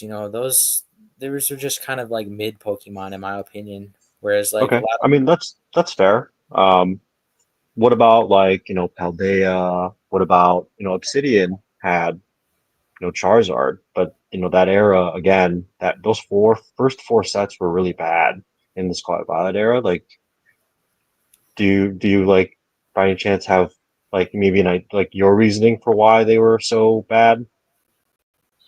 Because I do have an idea. I'm just trying to see where I you're just at on think it. that in my opinion, I just think it's not the Pokemon in it weren't what people chase.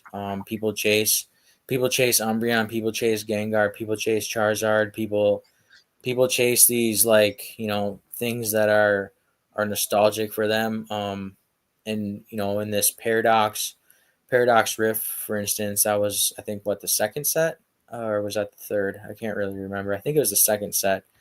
Um, the Roaring Moon. It was Roaring Moon. It wasn't Salamence.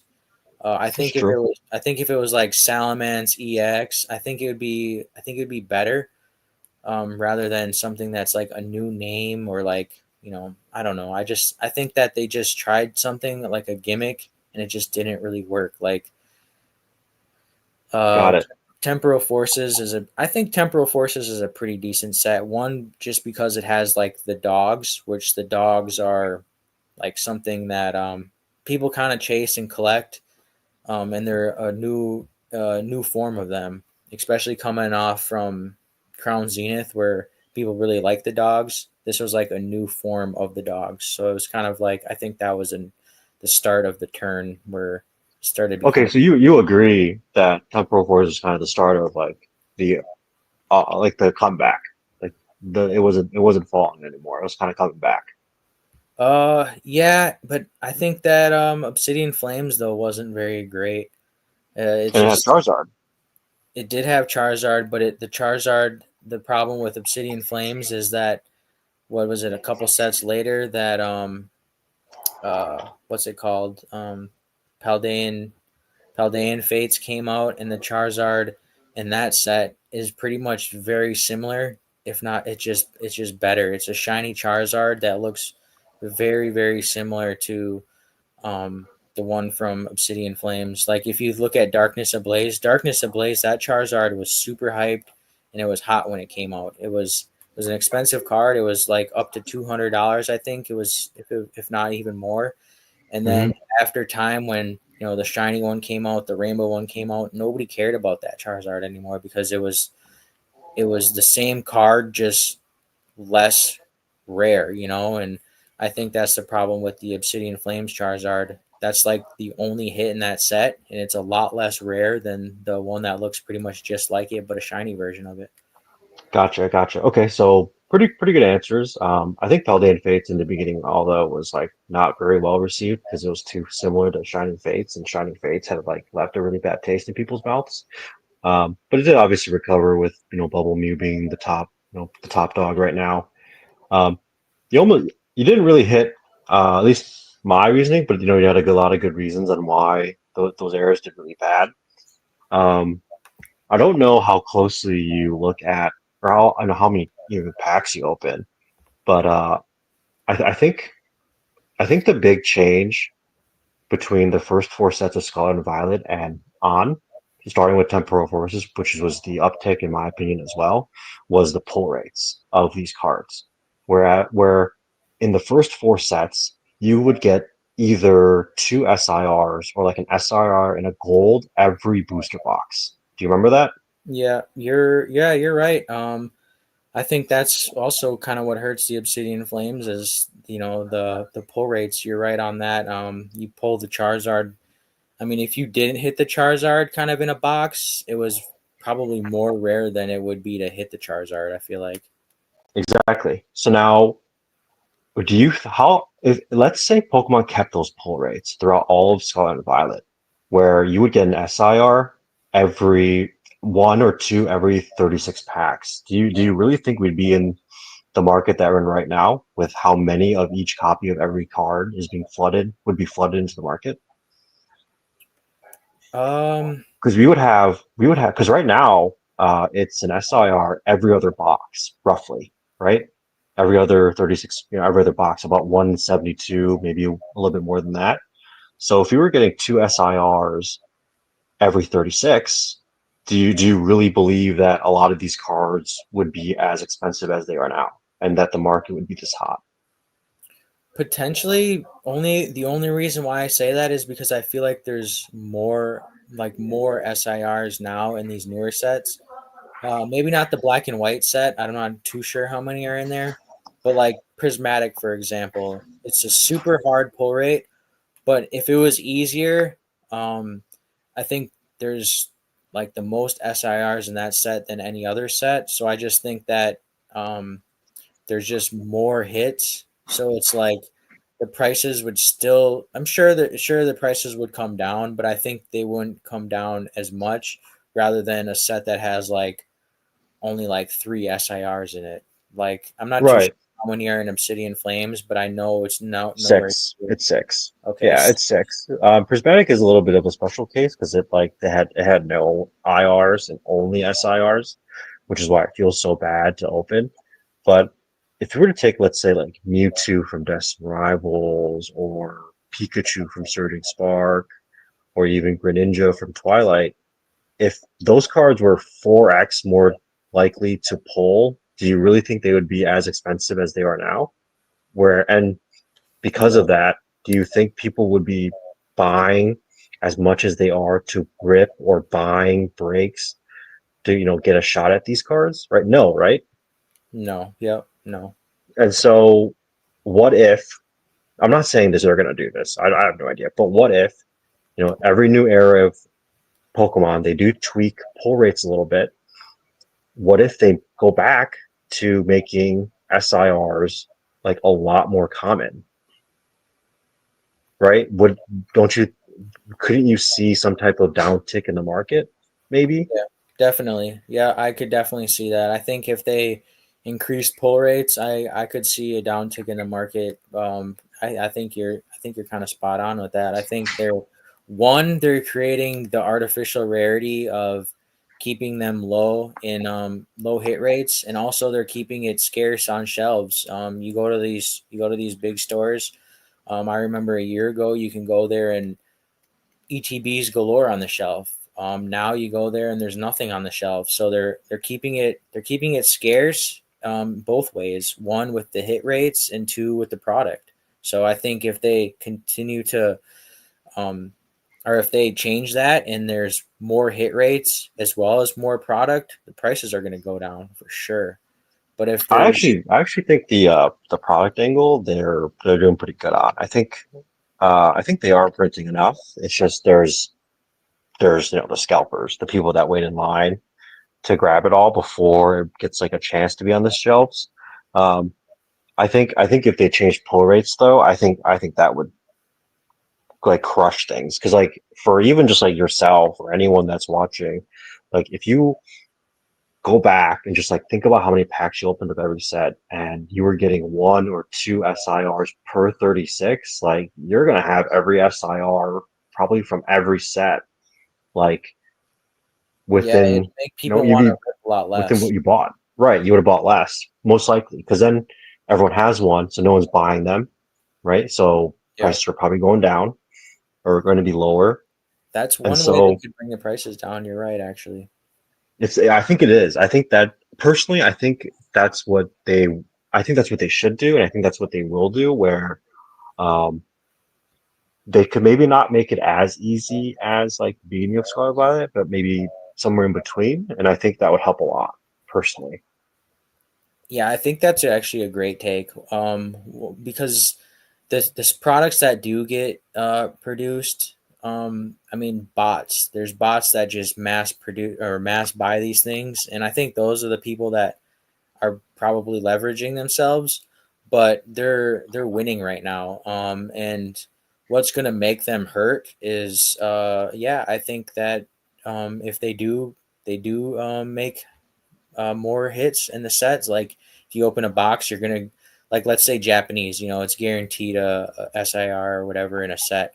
Let's say English does that. There's guaranteed SIR in every booster box. I think that could hurt a lot of people that especially are speculating in this because it's like you said, if you open the box, you're going to get the card you want, kind of thing. And what then? Why would you continue to open these things?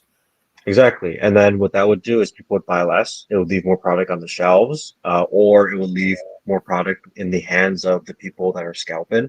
All of a sudden, they can't sell their product. Their credit card fees come up. They have to sell, but they can't sell at above market because no one's buying it. So now they have to be under market. And next thing you know, they're losing money, but they have to sell to pay off the credit card. Now they have to go back to their old inventory to make up the losses on the new stuff. And so that's what I mean by I think everything gets hit in a downturn. Kind of going back to that as well. But again, this is all up on Pokemon. Like Pokemon, I think printing isn't the issue. I think it's the hit rates personally. If the hits rates weren't so hard and they made it way easier. Again, not Scarlet Violet first four sets easy, but maybe like, you know, a little bit less than that. Maybe, one SIR per 36, not the chance of like getting two, or maybe one SIR every like, 40 or 50 packs, then I think this market would just like level itself out. Because I mean, think about how many like I don't know how much product you open, but like think about like how many people have opened Prismatic and like got absolutely nothing. And if it was like four times easier to get an SIR, like you would see a lot of everything like everywhere. And so there would just be less and less Yeah. people scalping too. I don't know. I think it's pull rates. I think the big answer to fix all this is pull rates. Yeah, Callie Steve though had a good point kind of in the chat. He said that Sword and Shield hit rates killed it, and it took about 10 booster boxes, to get an Umbreon out of Evolving Skies kind of thing. And I guess he does make a good point that the hit rates in Sword and Shield were pretty hard, and the hype really. Oh, I don't know. I feel like there is definitely hype still in Sword and Shield. I don't. It wasn't nearly as crazy it is now. I think the reason why it's crazy now is because Sword and Shield sat on shelves, whereas now there's nothing on shelves. I remember going to card shops and there being Sword and Shield boxes on the shelves and them having a hard time selling them at $100. $100. You were going to sit on your product. You had to mark it down to 90, at least. Yeah, that's true. Also, another note for at least Sword and Shield compared to now is like those rainbows are ugly. No offense if you really like them, but in my opinion, they're kind of ugly. Whereas like the SIRs now, artwork wise, are incredible, even for like the Pokemon you don't necessarily want. Yeah, Like 100%. it's just like a completely different. It's honestly it feels like a completely different card game when you're just like Yeah, looking at the two different types of cards. So the it's hard to trainer say. gallery is what really, I think they were very smart to expand on that trainer gallery and continue it to, like, the IRs in my opinion are like pretty much just the new form of a trainer gallery card. I agree. And Completely agree. I think that they hit the nail on the head with continuing to make those types of cards. Easier pull rate kind of cards, and they have great artwork, and it makes you feel like you got a nice hit. hmm And honestly, even now, like for the most part, they're pretty inexpensive. They have great art on them. Like there is still an Umbreon in Brilliant Stars that's not super expensive. There is, a Pikachu in Lost Origins, Fat Pikachu that's not super expensive. So like if they changed pull rates, more people would be able to get the cars that they want. And I think Trainer Gallery, I think, is a great example where pull rates are easy enough, and I think, but also rare enough to where you have pretty good prices on like some of like the top chase cards, and it's still affordable for a bunch of people, and it's not super hard to get the card you necessarily are looking for, and so product still kind of sits on the shelves, which I feel like Pokemon kind of wants. You want it to at least last at least probably a few days before you run out until the next restock. See, I don't know if I could agree with that. I feel like Pokemon would much rather have everything that they make just sell out. I think they want that. I think that's good for them. If they're able to just, quote unquote, print money, and that's pretty much what they're doing. I guess Pokemon sells it to distributors, and then they get paid that way. So no matter what, they're going to get paid. But I think when product used to sit on Pokemon Center, like for instance, I remember when Brilliant Stars and Lost Origins, they were on Pokemon Center for a long time, and I don't think they want that. I don't think they would want their product to sit on their website for a long time. I could be Uh, wrong, but I think that if they're able to just make money instantly, I think they would much rather do that than keep the same, make the same amount of money, over a course of, you know 5, 10, 5, 12, 10 months or whatever, kind of thing. Yeah, unfortunately, I think I like pretty strongly disagree with you on that one. Um, I do get that Pokemon is, a business that's trying to make a bunch of money and yada yada. But if that really was the case, then I think distribution and um, like local stores would get a lot more product versus the Target and Walmart and like the Costco's and Sam's. And the reason I say that is because that whole system is kind of already there. And so they could just shove it to distribution and then they'll shove it to LGSs and they'll get their cut regardless. I think I think the reason why they started doing vending machines and really using the Sam's Clubs and um, the Costco's and whatever, these retail spots, is because they actually don't like when things get this crazy. Because I think right now, if you were to That ask like the average collector, like how they feel about Pokemon, I think most people would be pretty negative because they can't find things on shelves.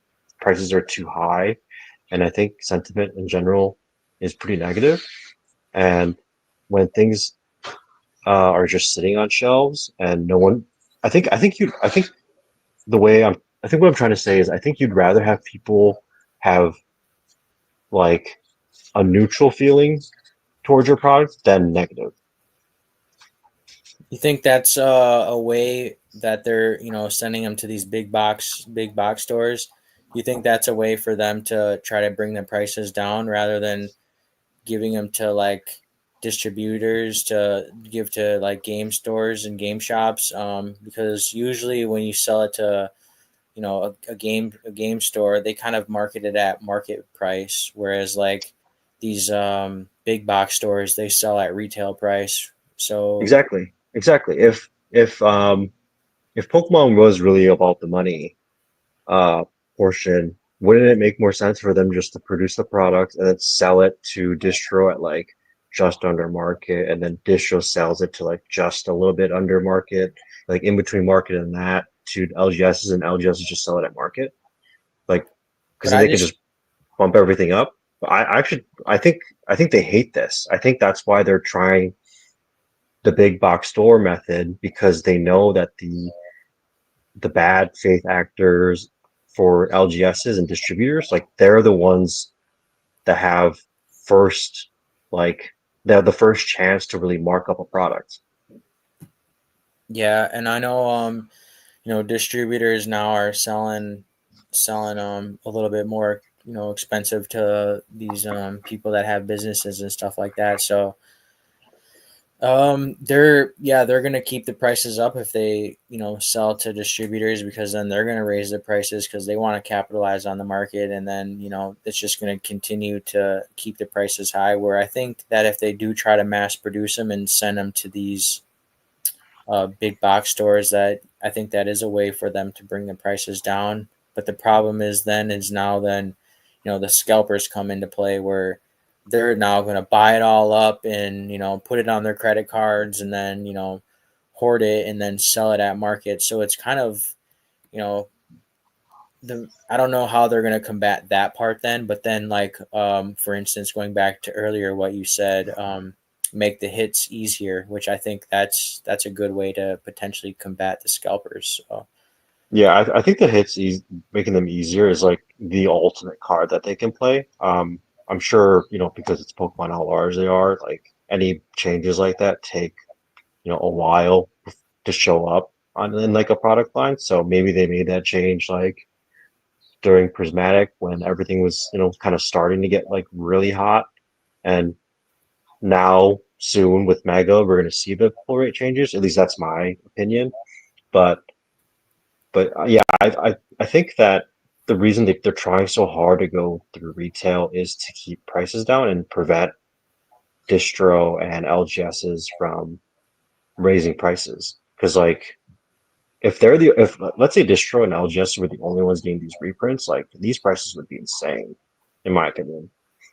Like yeah, the scalpers suck, the people with bots suck, for sure. But every day do people do hit at the Walmart restocks, the Pokemon Center restocks, the Yeah. Target restocks, right? My Whereas cousin if you were down to in just go, Madison knows when they restock every Friday, and he's there every Friday. yep, that's what I mean by the people in line, right? Yeah.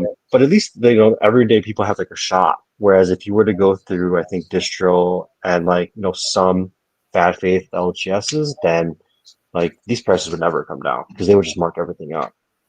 They'd have the full supply. Yeah, I could agree with that. I think you're right.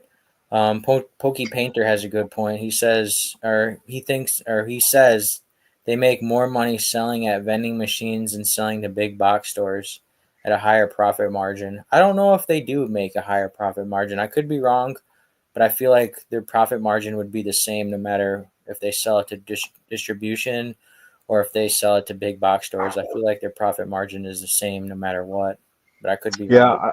Yeah, I would agree with you. Maybe not exactly the same. Maybe it's a little bit higher, maybe a little bit lower. But I think people just kind of look at the price tag at the vending machines and they're like, oh, like Pokemon is now selling directly to the consumer for MSRP, so they don't have to give all like the distro and LGS as a cut, so they're making more money. But I don't think people realize that like the machines cost money. They need to be upkept. They Yeah, need to be bought. They need somebody's to be getting that cut. programmed.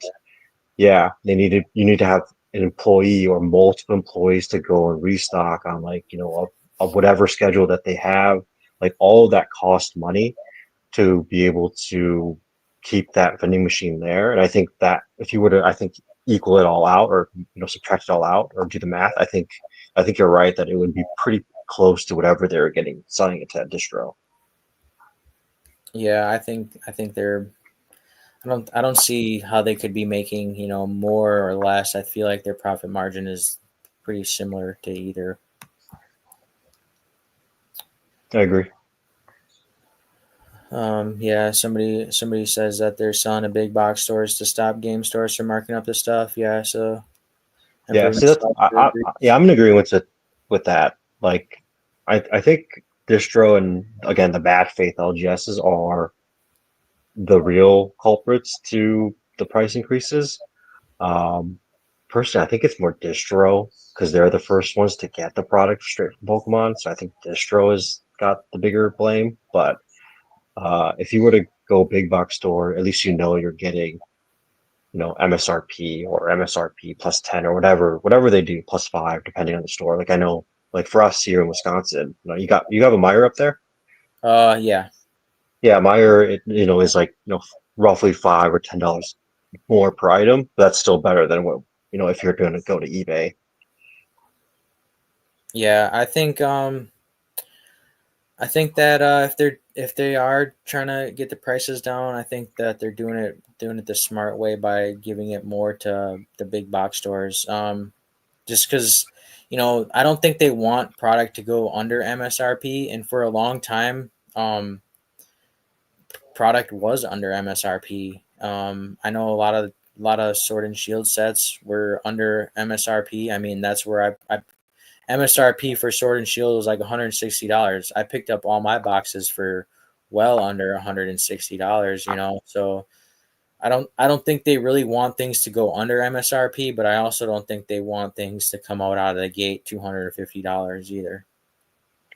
I actually think they do want it to be like just slightly under MSRP. I think like at least if I was Pokemon, the way I would think about it is if it hit MSRP, like it needs like a slight reprint to bring it down. I think like the sweet spot for like booster boxes coming out the gate would be like 120 to 130 USD personally, because then like everyone kind of gets like a good chunk as it's going through the distribution channels.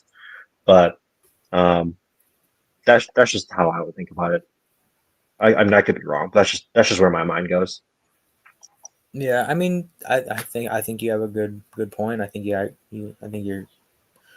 a good logic to it.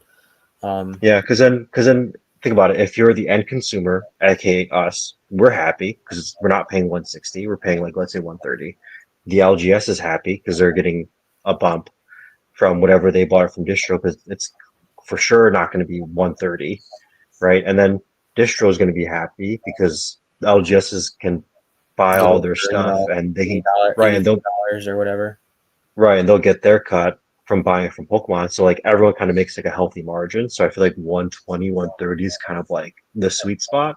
What at least if I was Pokemon, that's where I'd want to be for booster boxes, like specifically. I guess then why do they have MSRP of a booster box? Yeah, like 160 on Pokemon Center. Why wouldn't they lower it rather than continue to raise it?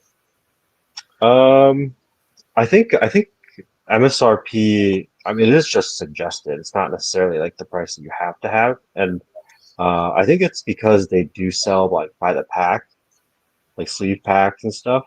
And um, I maybe there's like a law, maybe there's not, but um, at least to me, I feel like MSRP is can be used for whatever reason they would want business wise, and just because you say it's MSRP doesn't necessarily mean it should sell at that price for you to make your margin, if that makes sense. Because like if you set a price at let's say 160, and that's pretty high, right? It's like 161 something USD. But if you were, let's say you got it at like 130, it feels good. Maybe that's why they have it so high. So it's not, it feels good. Because if MSRP was like 120 and you paid 130 for it, it would feel kind of bad, right? In general. Yeah, definitely. So, they could just be playing that game too. I mean, you never know. Like these big companies are a lot smarter than us. They probably have a ton of market research showing that if people buy things at slightly less MSR at less than MSRP, it just like feels good. So they'll, Makes they'll it come feel back. better. It Yeah, makes them like, oh, I'm getting a decent deal. I should go buy another box or whatever kind of thing. right. I'm sure they have like plenty of studies on why they do the things that they do.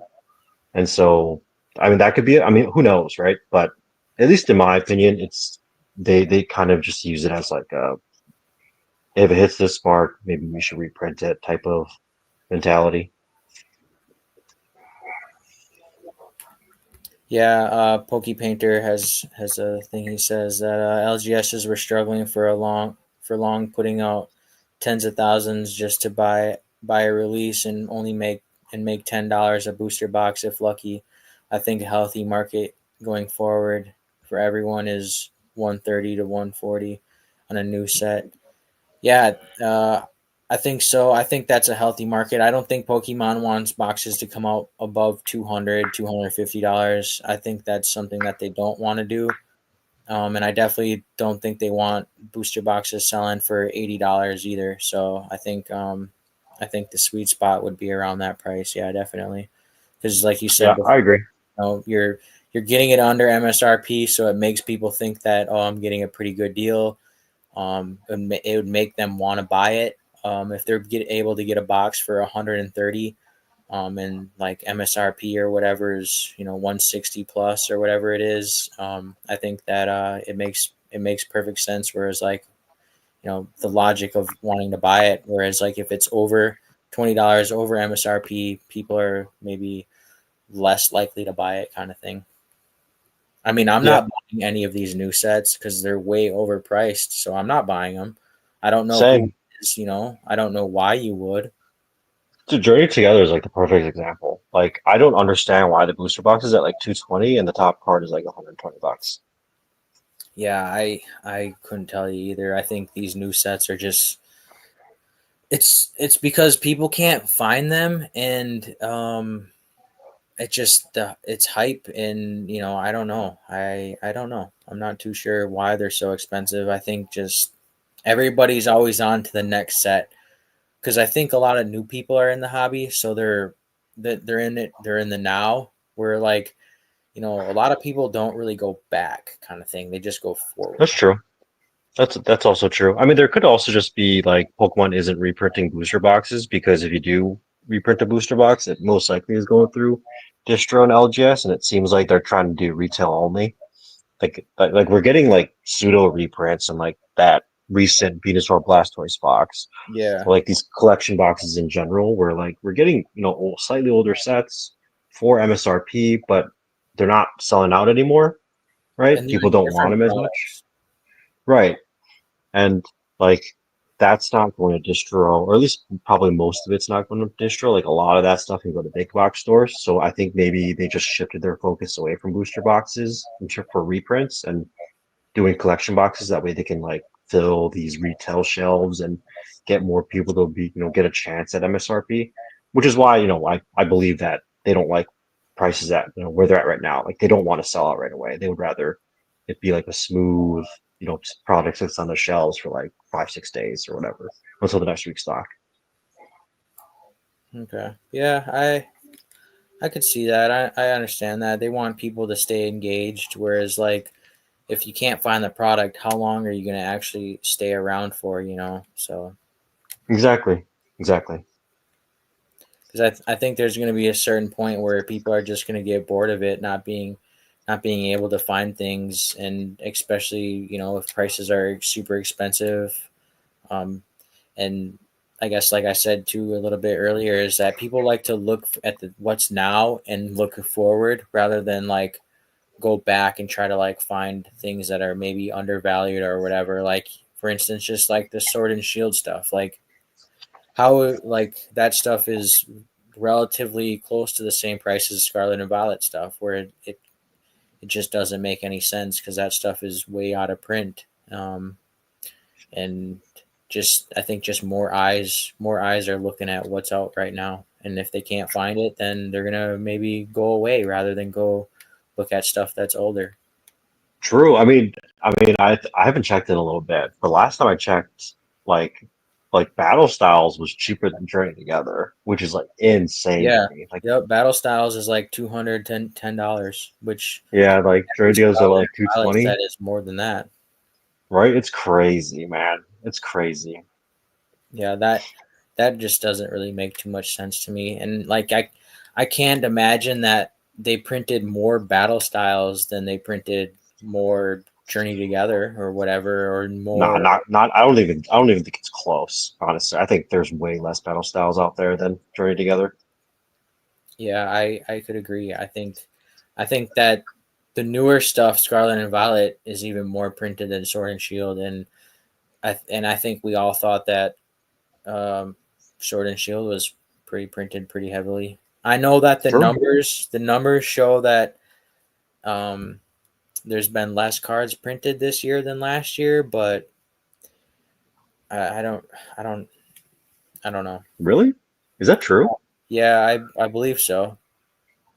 I That's pretty believe crazy, I'm actually. not exactly sure where I looked that up, but I know I don't know if you know who, like I listen to like Pokey Flips and stuff, like Dan Catch'em Collectibles. He talks about things like that, and he mentions that there's less cards this year printed than there was last year.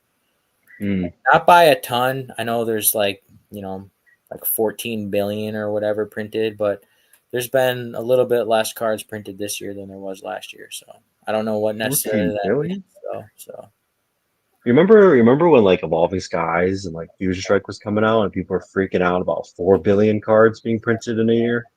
And now we're at 14 billion? That's insane. I don't know if that's what it is, but I'm not too sure. I could be pulling that number out of my ass. Yeah, I believe it though. Like, I feel like the printing has been pretty heavy. It's just a lot of the bots, people that use bots get a lot of them.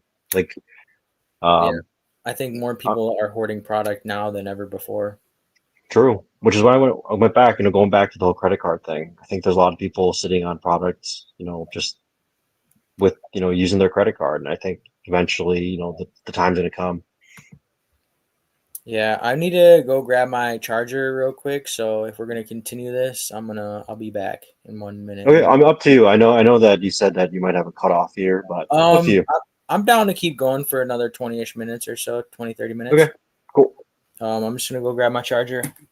I'm gonna watch some UFC here, but none of the really people that I care about aren't fighting yet. So I'll be right back. Okay, I guess give me a second. I'll try to pull up chat.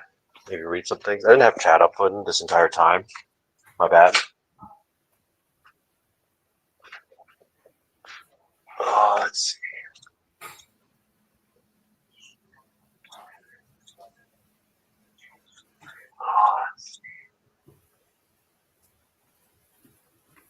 Uh, the Ugh. print total worldwide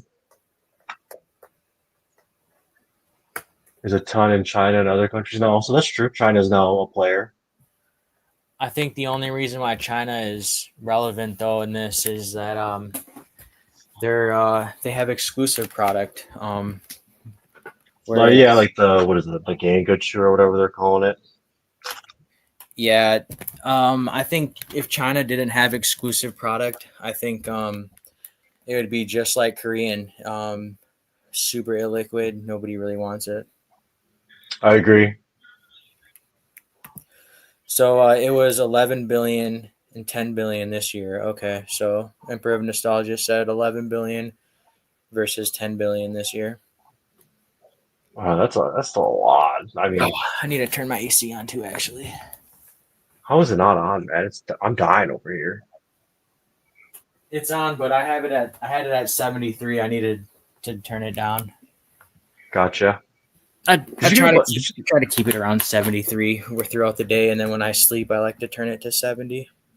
So that's honestly that's kind of crazy. I keep my AC at 77 like the entire time. Yeah, I know that's usually what a lot of people do. I don't know. I'd rather pay a little more in electric bill. That's fair. May I But ask why tag teams are the flavor? Remember when people hated when they? Yep, that's true. Tag teams. That's why Team Up was so like underprinted because when Team Up first came out and the tag teams happened, no one liked them.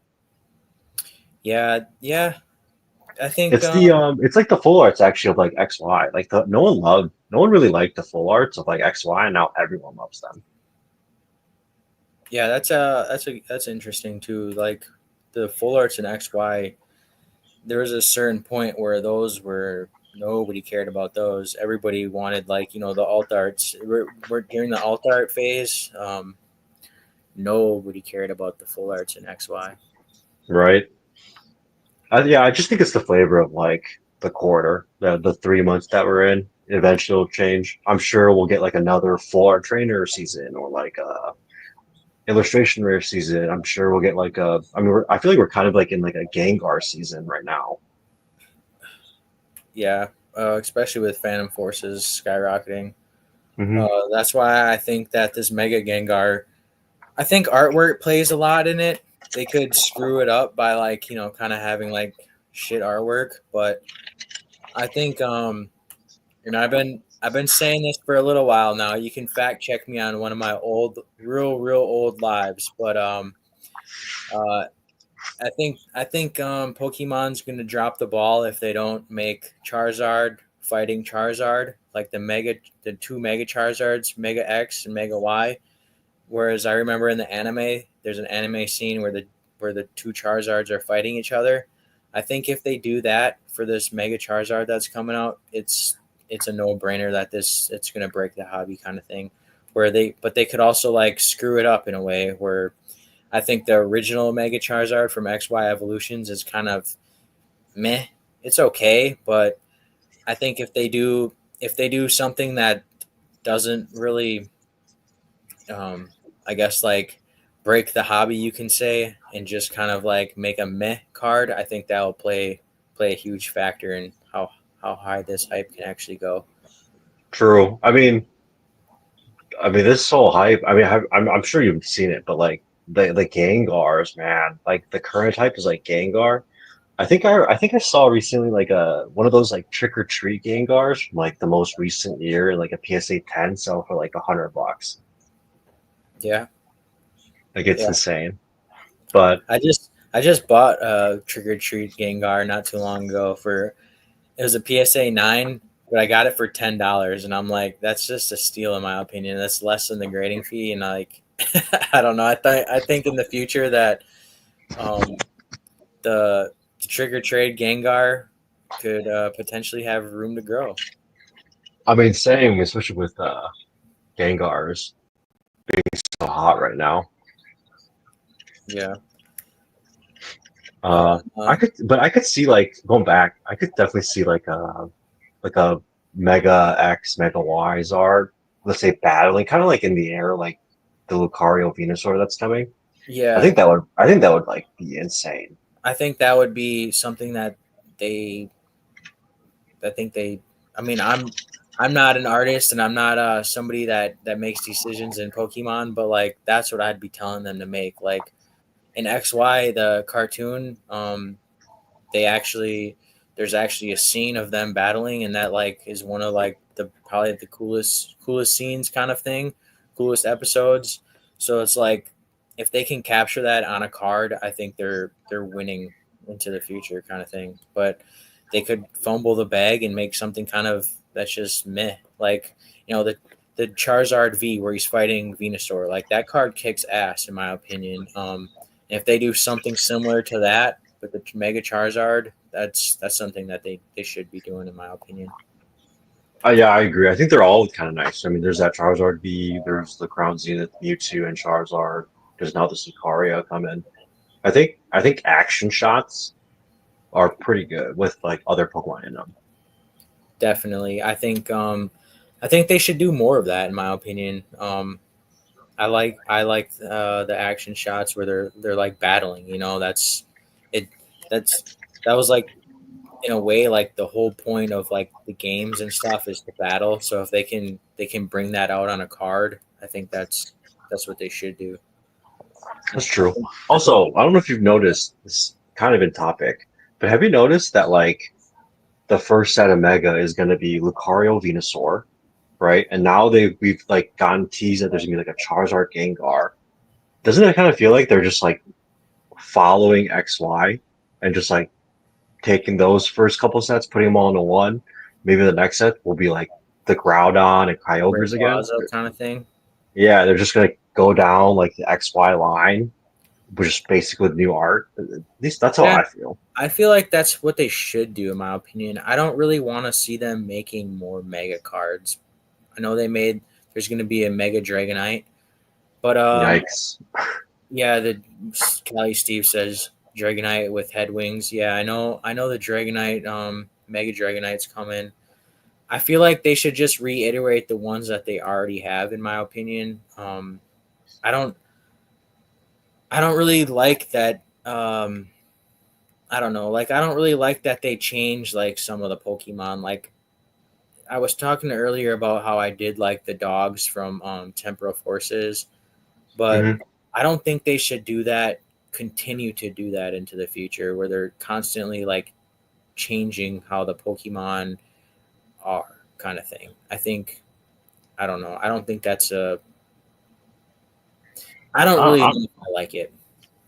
I mean, that's fair, but maybe they're just running out of ideas. Like, I mean, recently, what we've been getting like ice cream cones, washing machines, dryers, garbage, like literal garbage as Pokemon. So Yeah, like maybe there's running out of ideas, honestly. Like there's over yeah. 1,000 Pokemon.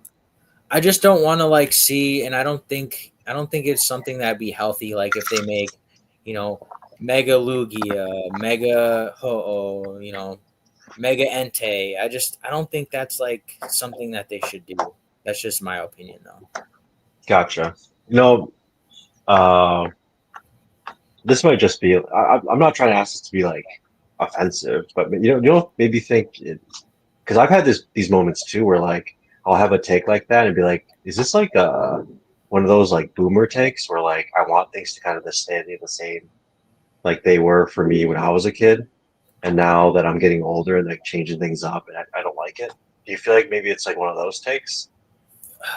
You could be, yeah, probably. Honestly, probably. I just, I, I guess I don't know in a way like how many. I don't know how old you are. I'm 30, but how I'm many? right there with you. I'm 30. Okay, so like how many people in this hobby are our age versus how many people in this hobby are, young kids that are 10? Like I mean, what there's definitely more of us, I would say. do you think there's more 30-year-olds than 10-year-olds? Yeah, I do now think so. I would agree. I would think that there's more adults than kids right now. Whereas obviously when we were kids, there was more kids than adults, of course. Um, uh, I don't think that number was even close. So I think that they should cater to like our generation in a way because I think we're the ones that are gonna continue to make this grow. I don't I don't know. Maybe I'm wrong. No, no, I think you're right. But here's the other angle maybe to think about. What if the other angle is that they already know that they got us, so they're doing new things to try to get new blood in. Yeah, I think definitely. I mean, to continue this into the next 20 years, they're gonna need these young 10-year-olds to Right. get So to they already got us, right? all the We're probably in it for 40 until we're 40s, 50s, probably for the rest of our lives, realistically. Um, if you've been around for like 5, 10 years, you're probably going to be in it for life at this point. Like maybe they continue to do new things to get new people in to keep Yeah, it to keep it growing. Because like eventually there are going to be some of us at our age that will leave, but maybe they do new things and the new people kind of replace the old people. yeah, I understand what you're saying. I think I just don't know if that's. Do you think that changing how Pokemon are, like if everything kind of, not necessarily everything, but like most of the Pokemon then now get mega forms, you think that's gonna, keep the young kids in though? Do you think that's a way to keep them in or bring new people in? I think they have to, because like now, I mean, back then, like when we were kids, realistically, what we had like maybe our Game Boys and our maybe if you were lucky, like a N64 to kind of keep our attention after school. Whereas now, like you have your phones, you have your computers, tablets, all these little phone games, Yeah. um, Whereas when all we were these kids, we got home after school to watch Pokemon kind of thing, or we woke exactly up like how on many Saturday mornings to watch it or whatever. exactly. But not kids nowadays, are they really doing that? Do you think they're getting up at 6 in the morning on Saturdays to watch cartoons, or do you think No, of course not. they're coming home to play Pokemon? Probably not, right? They're playing like Fortnite, or like Saturday mornings they're sleeping in because they stayed up too late the night before playing like another video game. Like there's just so many different things now that are vying for attention, where I feel like I'm trying to play like devil's advocate. No, I'm not I think you have a good point. Like I think that is a good way to keep, to bring kids in. Like, oh, did you see that they made the new Charizard, or they made him, have four wings or whatever kind of thing. Like, right. I Like think for example, like we hate, like I would say hate, but we really don't probably like the new Mega Dragonite.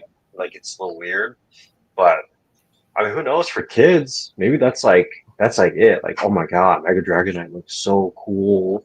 Like, this is the next thing. Maybe we just don't get it. yeah. Somebody in the chat, Zaraki, or how, I'm not sure how to pronounce your name. I'm sorry about if I butchered your name, but yeah, he said that a lot of collectors back in the day hated the megas, and yeah, he's right on that. I think they did. They didn't really like the megas. Where now it's like everybody loves the megas, and people think that the mega was the best kind of gimmick. So if people think that Pokemon the megas are the best gimmicks, then maybe we are a little boomerish. Yeah, I mean, I gotta think about it. Like, if you've been around for a while, you would know. Like, Megas were hated, tag teams were hated, amazing rares were hated. Like the shining Pokemon from Amazing Shining Rares, though, Legends. when they first came out, people loved the Amazing Rares, and then they Not started. after, not after realizing how easy they were to pull. Yeah, exactly. Remember that?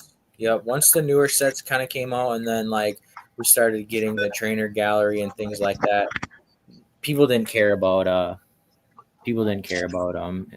what's it called, Amazing Rares. Right. Like Amazing Rares, I thought were pretty cool cards, but I think they were too easy to pull, so people didn't like them as much, even though they had like legendary Pokemon, like Rayquaza, for example. And I mean, again, that kind of ties back to pull rates. If they made pull rates easier, like this could, I mean, I think it would change a lot of sentiment. Like if Mewtwo from Destined Rivals wasn't $400 and was $100, like I think I think there would be a lot of people that are currently in the hobby that would not be here. Yeah, nostalgia or Emperor of Nostalgia, he has a kind of a good point or a good take. He says games bring people back always. A lot of sets go with games. So I guess that's a good question too to ask. Do you think that that more people get into like the Pokemon card collecting as like now, like because when we were kids it was a little bit different than like kids now. Do you think that more people bring people in through the games or the cards? Honestly, I think it's the cards now. Um, Cards and maybe the TV shows that are running. I don't watch the shows anymore, but I've heard good things. The reason I don't think games bring people back anymore is because I think the games suck, for lack of a better word. I think they're just bad. Like I think Pal World showed how good something like Pokemon could be, and if you really look at like the last like I don't know 10 years of Pokemon games, they're basically copy and print outside of like Arceus and like Scarlet and Violet. Like Yeah, it feels Arceus. I haven't very played Arceus. I've seen gameplay on it, and I know a lot of people like Arceus. I just haven't played it. I think Arceus was okay. I think people liked it so much because it was so different or felt so different from like the Pokemon like video game formula. But but even then, if you were to just like I mean, if you were to compare any Pokemon game to like any other game on the market, I think Pokemon is just more boring, realistically. Have you seen any of the gameplay on this new set coming out? Yeah, This new. ZA, it looks bad, man. Yeah, I seen like the trainer like jumping around and like things like that. I I don't know. I don't think that's it, but I think they have to change something because like the old like turn based kind of thing wasn't it either though in going into the future. So True, true. I just don't You think that. know, this guy in your comment section, I think he's right. I think it actually might be more Pokemon parents that get the kids in than anything else. Yeah, I think he's right on that too. Like of course kids are gonna like Pokemon, and if you're a parent that's in Pokemon, you're gonna like show your and introduce your kids to it. Um, I feel like I feel like definitely nowadays you could say more parents get their kids into it rather than like the kids like get their parents into it kind of thing. Like Exactly, of course there's exactly. going to be parents that go to these shows to support their kids that know nothing about Pokemon, but I bet there's more parents that know more about Pokemon than their kids. Whereas like when we were kids, parents didn't have a clue about Pokemon, didn't know anything. Whereas now like I probably would say more parents know than their kids. Yeah, actually, it was today. I was vending and I was having a conversation with a guy, probably like upper, like mid to upper 50s, and he said that his like granddaughter got him into Pokemon. Like she was really into it, and so he like was trying to like be a good grandparent, like be into it with her and brought her to shows, and now he like got hooked. So like it might be just like both. It might be just like parents again, like maybe they don't know anything about Pokemon, but their kids like it, so they go with them to shows or Yeah. go LGS, and then they get hooked, or the parents probably like around our age like Pokemon and they get their kids hooked. Yeah. I think if they're, they like the Poke parent, you can say, if they start opening packs with their kids, like of course that's gonna make their kids like it kind of thing. And like um yeah, that's actually a good point. Like I don't know. That's actually a good little point. Like who brings in more? Like do the parents get their kids involved or do the kids get their parents involved? That's actually a good interesting question there. Yeah, I think before you definitely would be like kids got their parents involved, but nowadays I feel like it could be probably just a coin flip. Yeah, I guess though, like the kids that get their parents involved, though, their parents are more there to like support them and like engage in it because they like it to like build bonds and things, whereas like they're not going to bring their parent in to like start Pokemon investing kind of thing. Like they're not going to be, you know, oh, because my kid's in it, I'm going to start watching YouTube videos, and like now I'm going to be watching these investment channels and things like that, or my collection's going to be, I'm going to get the shadowless Charizard in my collection. I don't think that's gonna happen. Whereas like, you know, if the parent gets their kid into it, like that has staying power kind of thing into the future. Right. That makes sense. There's also like nowadays it's hard to. It's probably I'm not a parent, so I wouldn't know. But it's probably hard for parents to like relate to their kids because like technology, they probably just sit on their screen on something the entire time. Yeah, yeah. A lot of parents, they give their kid the iPad just to shut them up, kind of thing. Yep. Kind of sad, but yeah, that's true. I have a couple friends out here that have like really young kids, like 2 to like 3, 4, 5, and uh, they always like they're always on their parents' phones, just like watching something. It's pretty crazy, honestly. Yeah, yeah. Whenever I go to a restaurant and I see like a little kid like watching something on their tablet or doing something on their tablet, like I think that that doesn't really build anything for kids. Like you have to be able to be bored, like. Right. But then again, Right. like I would maybe have been like, I don't really remember, but like I was probably that kid playing on my Game Boy at a restaurant kind of thing or whatever. You know what I mean? So it's like That's so true. That's probably so true. You it's know, just a little different. um, do you do Pokemon Pocket? I do not actually. I haven't got into it. Yeah, same. Just not for me. Me I'm sure neither. that's pretty popular with the kids, though. I'm not really into the card game. I don't play the card game, so I just Gotcha. I don't know. I'm not I think Pokemon Pocket though has a place just because it's faster pace, whereas like the TCG game, like it's slow pace, whereas like kids don't really want to play a 20-minute game, whereas a 5 minute or whatever game much easier to sit down and play on your phone. Right. You don't like collect the digital cards either on Pokemon Pocket? No, never even Same. downloaded it. I have downloaded it, but I'm not big into it. Yeah, I just like NFTs and things like that. Like I think those are It's just stupid. not for me. Yeah, I think it's just not for me. I feel yeah.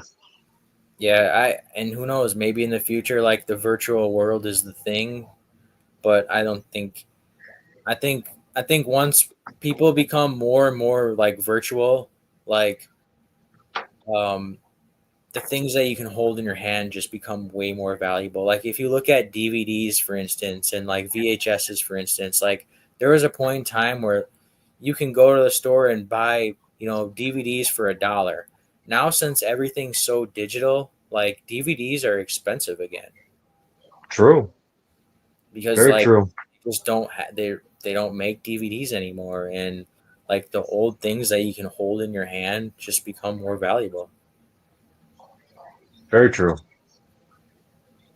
So like people like that say, "Oh yeah, have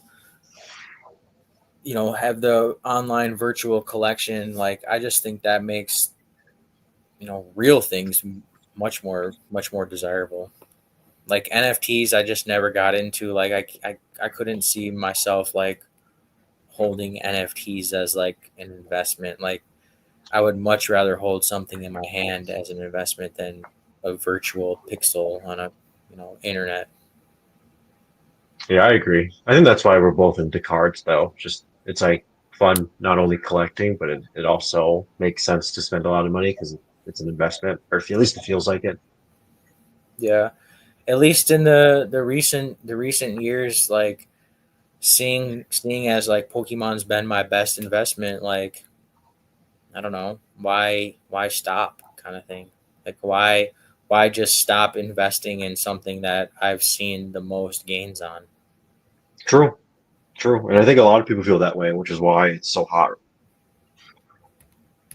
Yeah, even like cards. Like I remember buying Sabrina's Gengar in a PSA 9 for like $170 back in 2022, and it really didn't.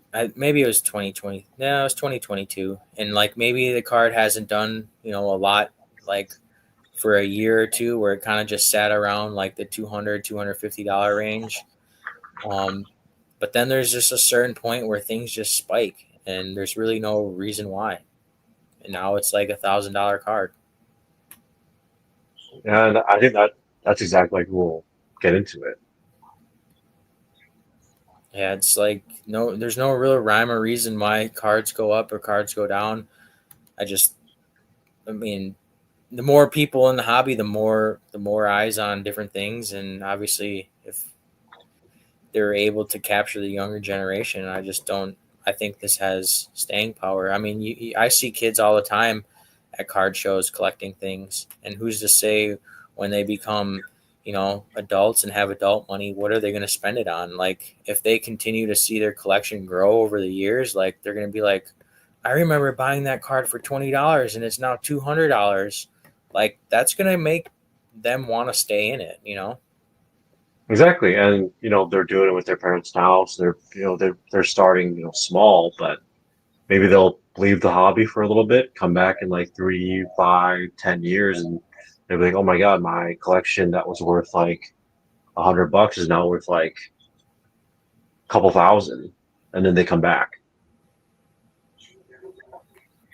Yeah, Emperor of Nostalgia says he thinks that people get sick of having them on their phones, so they go to Target to start collecting.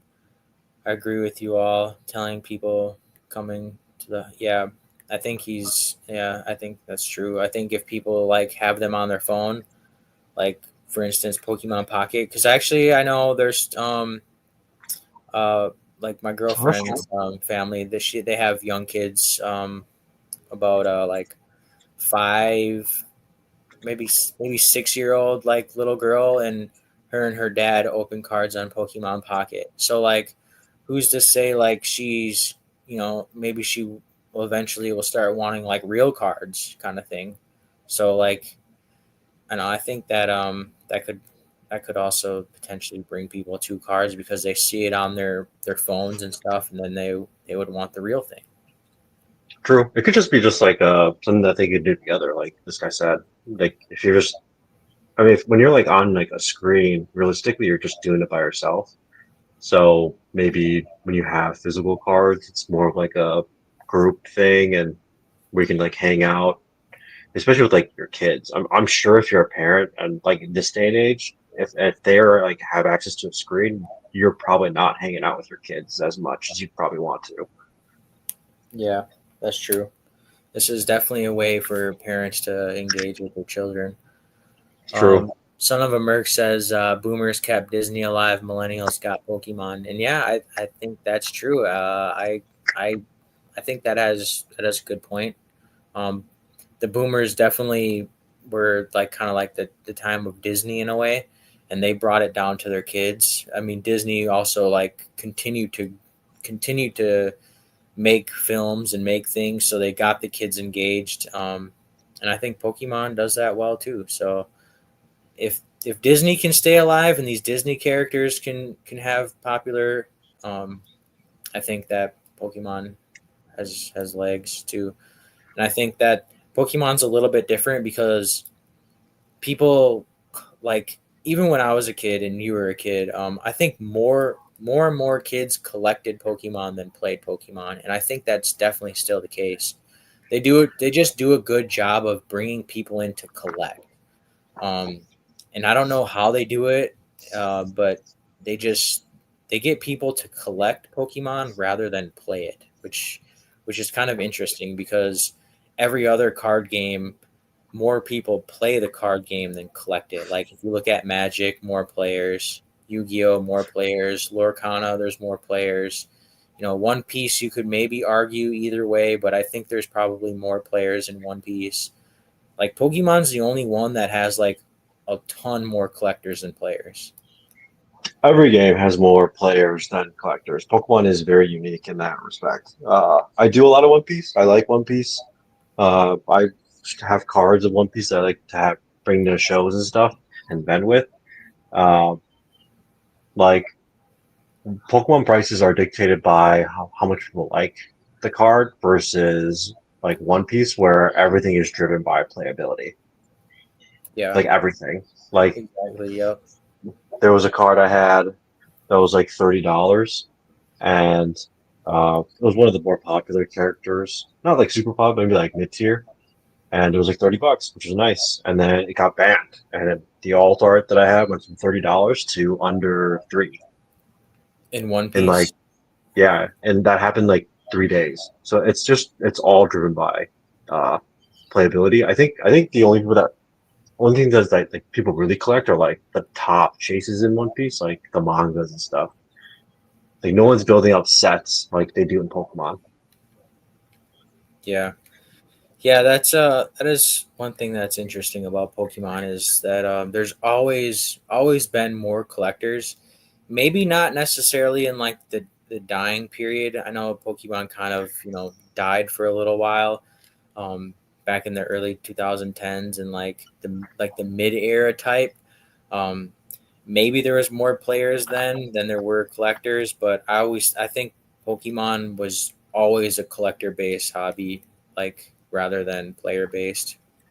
I agree. It's very unique in that respect. Yeah, that is something that none of the other card games have.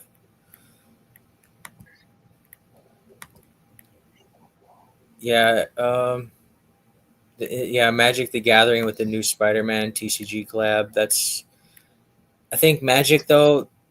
I think they can only continue to do those types of things for so long. How many collabs can they possibly do? Sure, maybe they can do another Final Fantasy collab in another 3 or 4 years or kind of something like that. But like, how many different collabs can Magic continue to do for them to keep growing into the future? I think Magic is slowly on its way out, which is weird to say because like the biggest card game. But like, if you were to ask a random person like name one Magic character, I doubt that they would be able to. Versus if you were to ask a random person name one Pokemon character, I think everyone would just be like Pikachu. Yeah, I think Magic is just different in that aspect where it's not like character based. It's like It it's used to be. It used to be. They used to have really popular characters, but now people can't even name one character from the Magic universe, yeah, I don't know. I couldn't. right? Which is crazy because it's supposed to be the biggest, best card game. You want a tidbit on Spider-Man that I've heard? It's a rumor. It's not confirmed. What's Spider-Man that? MTG. What's that? It's that um, MTG got the licenses to do the Spider-Man collab, which Marvel owns Spider-Man, and Marvel is owned by Disney.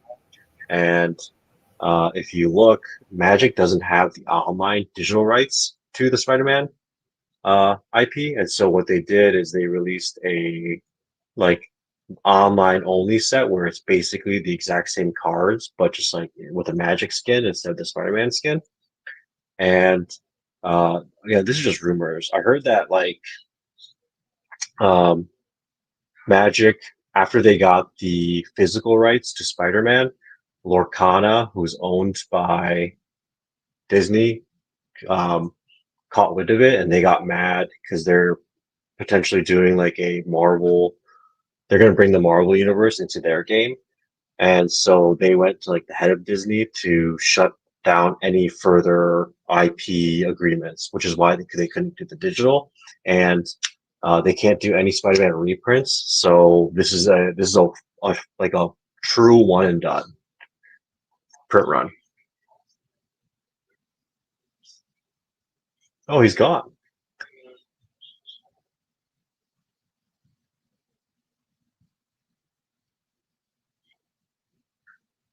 Maybe Spider-Man, but that's just what I heard. I have no idea if that's true.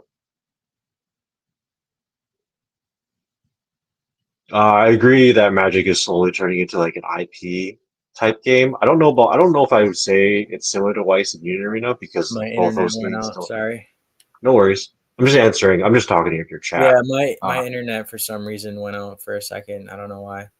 Sorry no about that. worries. Um, Yeah, I but yeah, missed what you were saying. Sorry. no worries. Where did you leave off? You were just man, I don't even remember. I don't I'll even. try to do Oh, like an you were abridged. talking about Magic when they were like kind of getting the license with Nintendo or whatever you were saying, and then it just cut Yeah, out. yeah. So yeah, so Magic got the licenses to the physical for Spider-Man, but they couldn't get the digital. And so Lorcana, which is the Disney game, has, they work with Disney. They caught wind of it, and they're planning to do Marvel into their game later. And so they went to the heads of Disney to stop the digital rights and any future reprints of Spider-Man, which is why the digital rights or the digital copies of the cards are just Magic skins. They're not Spider-Man. And this upcoming Spider-Man collector box and play boxes are a true one print run and done because they can't reprint it. It's just a rumor though. I have no way of confirming that. It's just what I heard. Interesting. And if that is true, then um, I think the boxes are like close to $1,000, and then they're just gonna skyrocket. Yep. But yeah, Yeah, this guy was saying that, sorry, just real quick, that yeah, you're Magic good. is turning into Weiss and Union Arena, which I kind of don't agree with just because it's like Weiss and Union Arena doesn't really have players. But I think Magic is turning into like Fortnite, where like you don't know like even Fortnite, you can't really name any like the characters in Fortnite, but you can like you can clearly see like the crossovers they do. Like Magic kind of turning into that, but in like TCG form.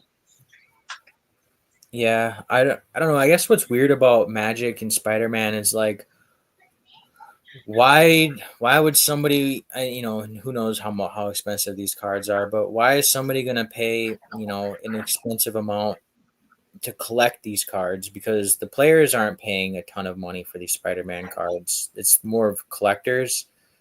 But like why aren't these collectors then like actually collecting real Marvel cards? Like there's actually numbered Marvel cards. So it's like I just don't understand. I don't really understand why the Magic Spider-Man set has so much hype and so much money in it, whereas like the real Marvel cards don't don't have that. Like sure, there's expensive Marvel cards, but I think that it's not nearly as crazy as this new Magic set that's coming out. Like I don't really know what the newest Marvel set is, but I guarantee the newest Marvel set won't even come close to value of the Magic's Marvel set or Spider Man. It actually kind of is. The newest Marvel set I believe is like top Sapphire, and like boxes are like 1,200. Okay, But with this, at the you same know they time, no, like it's too expensive. I think Marvel, like people don't buy stuff like that normally because it's just way out of their price range. Yeah, I know Marvel like they come out of the gate expensive because that's kind of like what their MSRP in a way is. It's kind of like sports like hobby boxes are expensive. That's kind of like Marvel boxes are also like kind of like the hobby boxes in a way. I don't know if the Yeah, new modern Marvel sets um give print runs, but I know like the older Marvel sets they actually like say they're print runs, which is pretty nice. yeah. Unfortunately, Upper Deck just lost their licensing to Marvel, like two tops. So we're not going to see any more Upper Deck sets from Marvel. Personally, I don't really like collect Marvel or anything like that, but I do like to just like keep just like keep in touch with like the whole card world. And I mean, like the top products are nice. They're just way too expensive. Yeah, and the Son of Merc has an interesting point. Like, who's gonna go back for SpongeBob? Yeah, No I one. guess SpongeBob is interesting because like they have like it's like a skin. You know what I mean? It's like skins It's a for skin. It's a skin.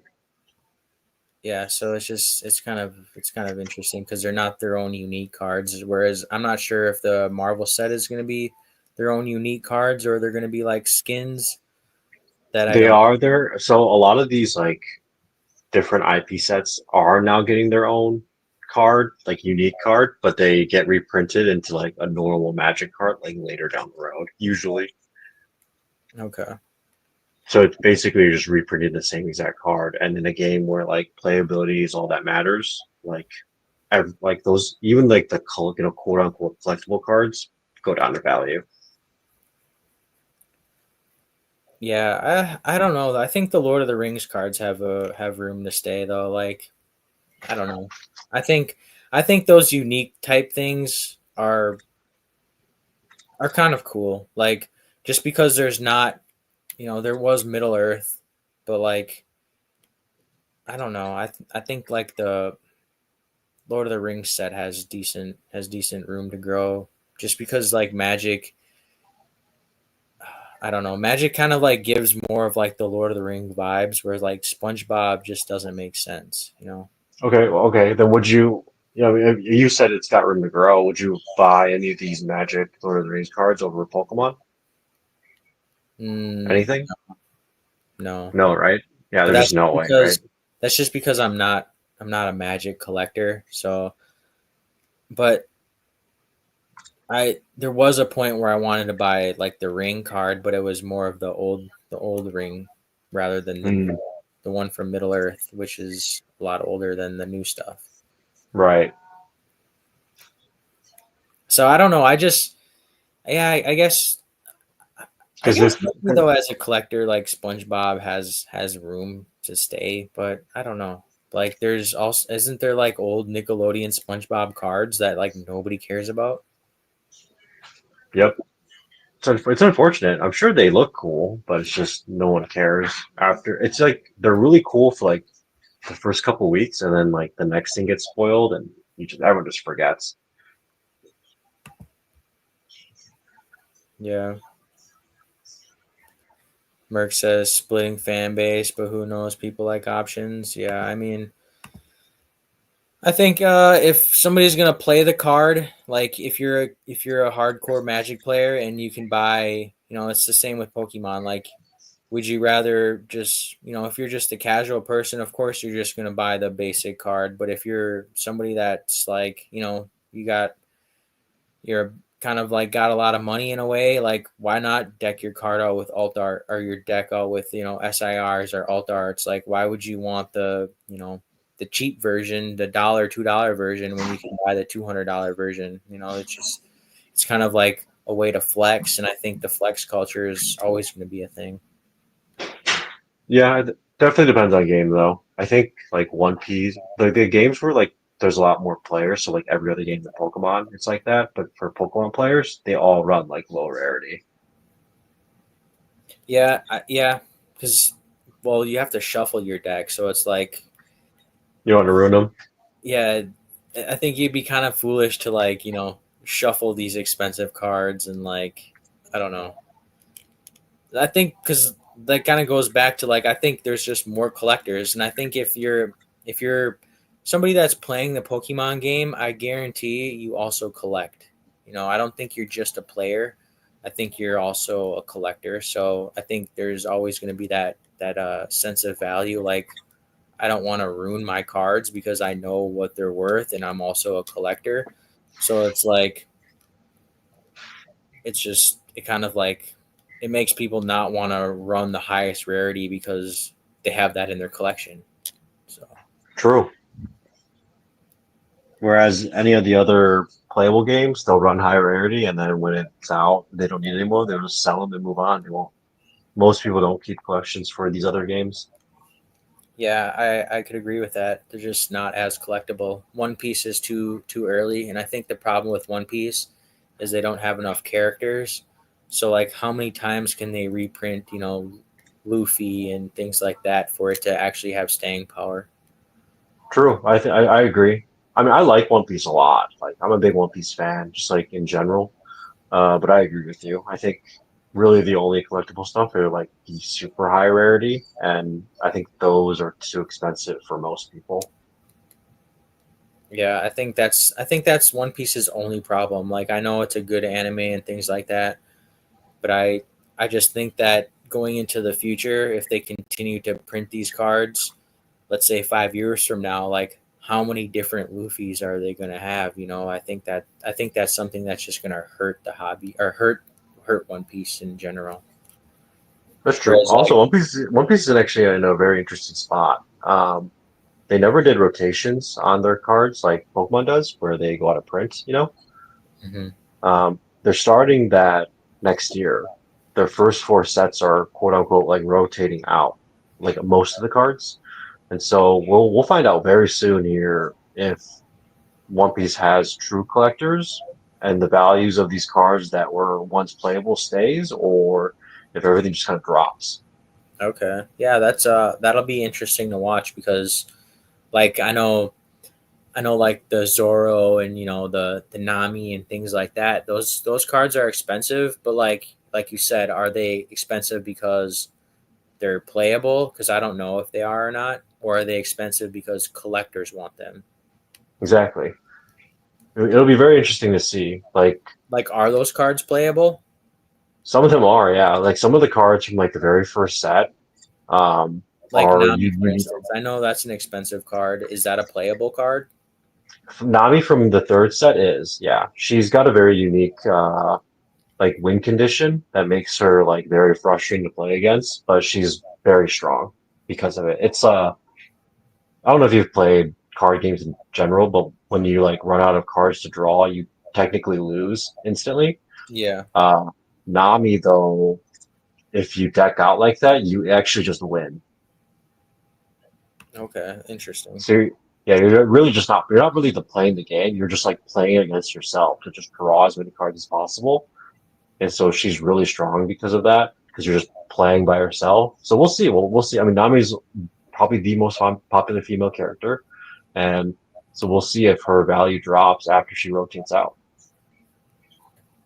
Okay. Yeah, that's something that would be interesting to watch because then I think after you can answer that question, I think then you'll know if One Piece has room to stay because if things get rotated out and the value continues to stay high or even maybe go higher on these cards, then you know that these are collectors that are driving the price, and I think that's what makes that's what makes things go up. Obviously, is the collectors. So I think that's something that would be interesting to take a look at, and when they do rotate out. I'll keep you updated. I mean, I'm like locked in to One Piece, so I'll keep you updated on that. But we'll see. Yeah. All right. Yeah. And speaking of that, I'm actually looking forward to meeting you. Probably in Madison. You said you go to.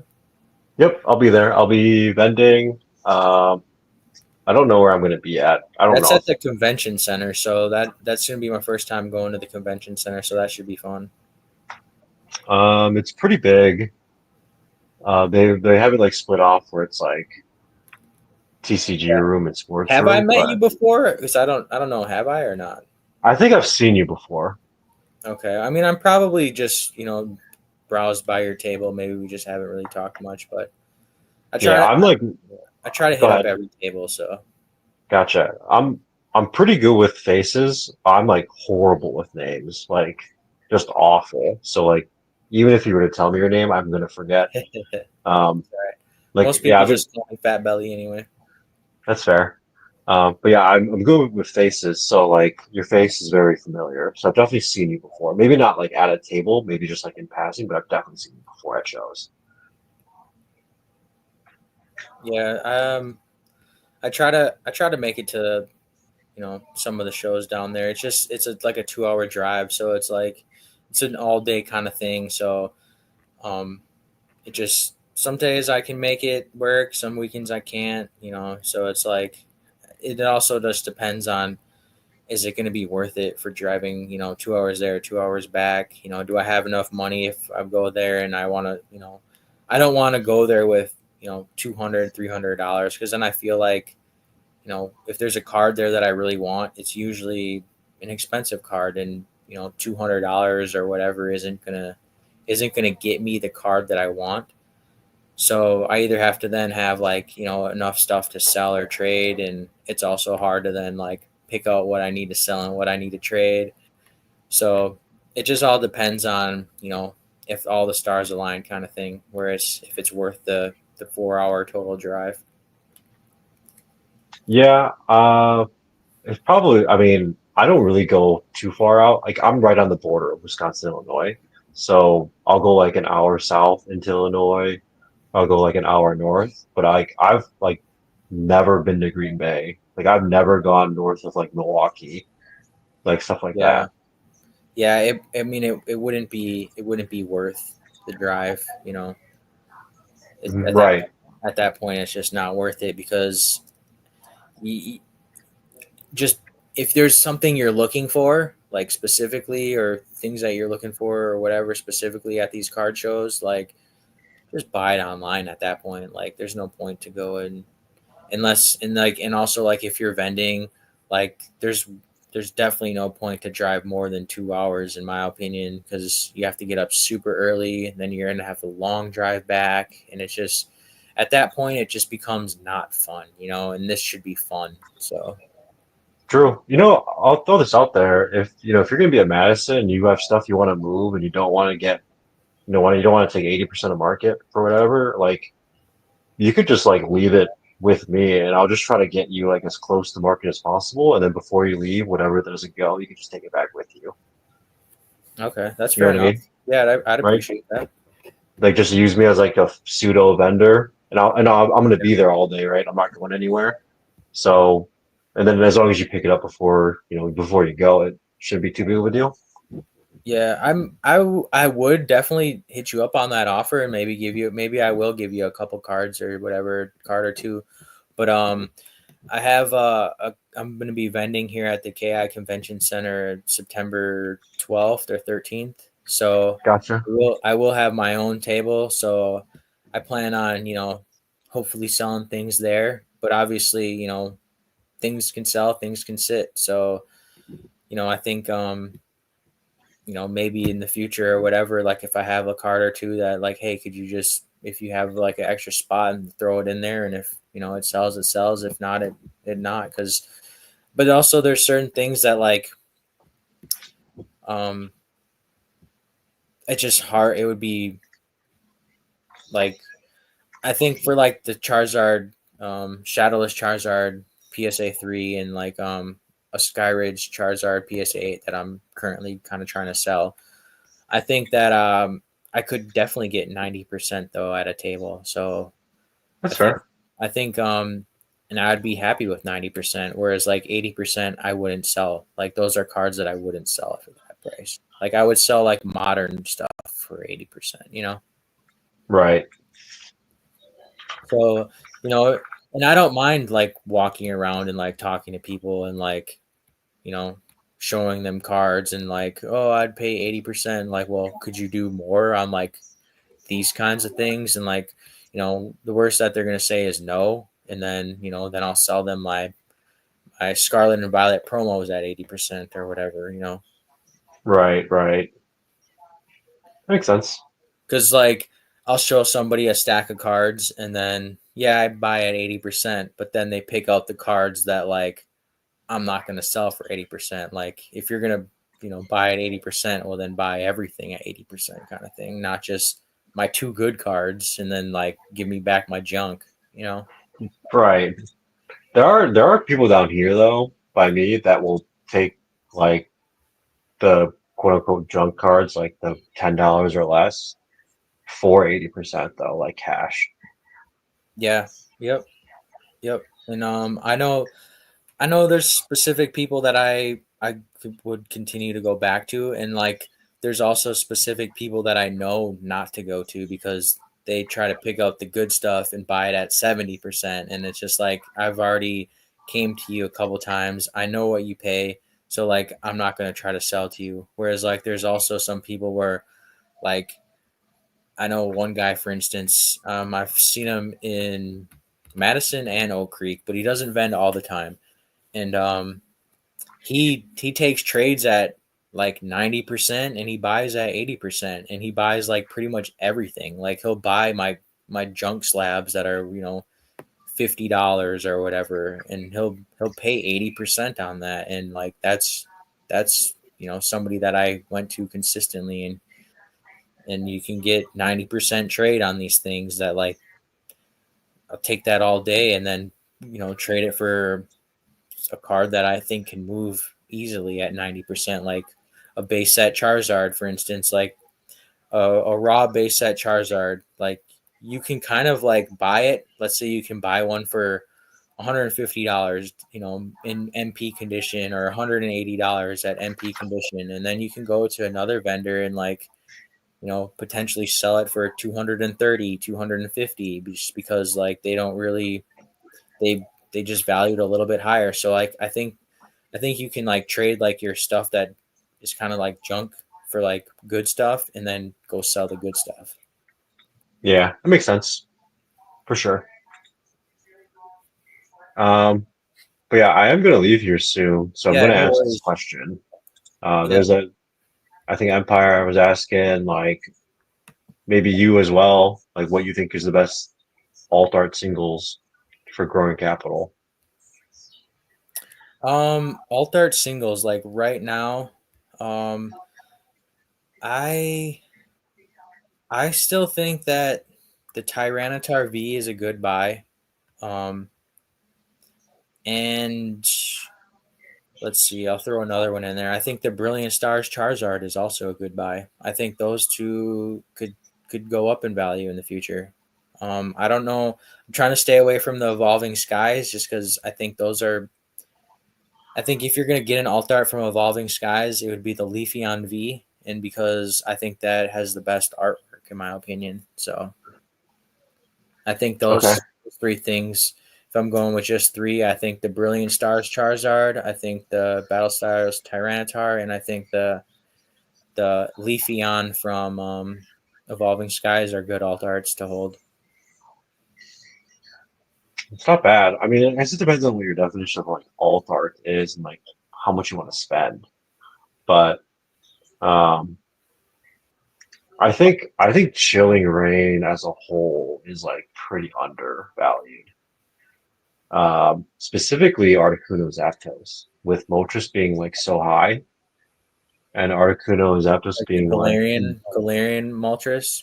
yeah, like Galarian Moltres is like 150 or like a little bit more than that, I think. And then you take Articuno and Zapdos and they're like $50 raw at least. I think those probably have the most room to grow, at least in my opinion. I mean, but I think in general, I think Chilling Reign is like undervalued compared to Yeah, like the other sets around it.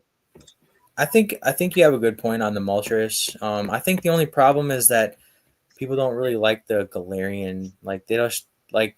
I don't know. They. I feel like they just. I don't know. It's just different. Oh, I see. So That's true. I mean, that's true. But yeah, I would say the early stuff. But he actually clarified. He means like what we think the market will FOMO into, since megas are kind of hot right now. yeah, I think the Brilliant Stars Charizard. I think that would be my number one buy. If I didn't have it right now, I would be trying to buy it. So Yeah, I I think I mean it's the best hit out of Brilliant Stars. I know it's only a V, but I think I personally like the V's better than the V Maxes on most of the alt arts. So I would probably same I actually. probably would stay away from the V Maxes in my opinion. What the market will FOMO into next? FOMO into next. I mean, I did just mention that like megas feel like XY, like early XY. So it could be some of I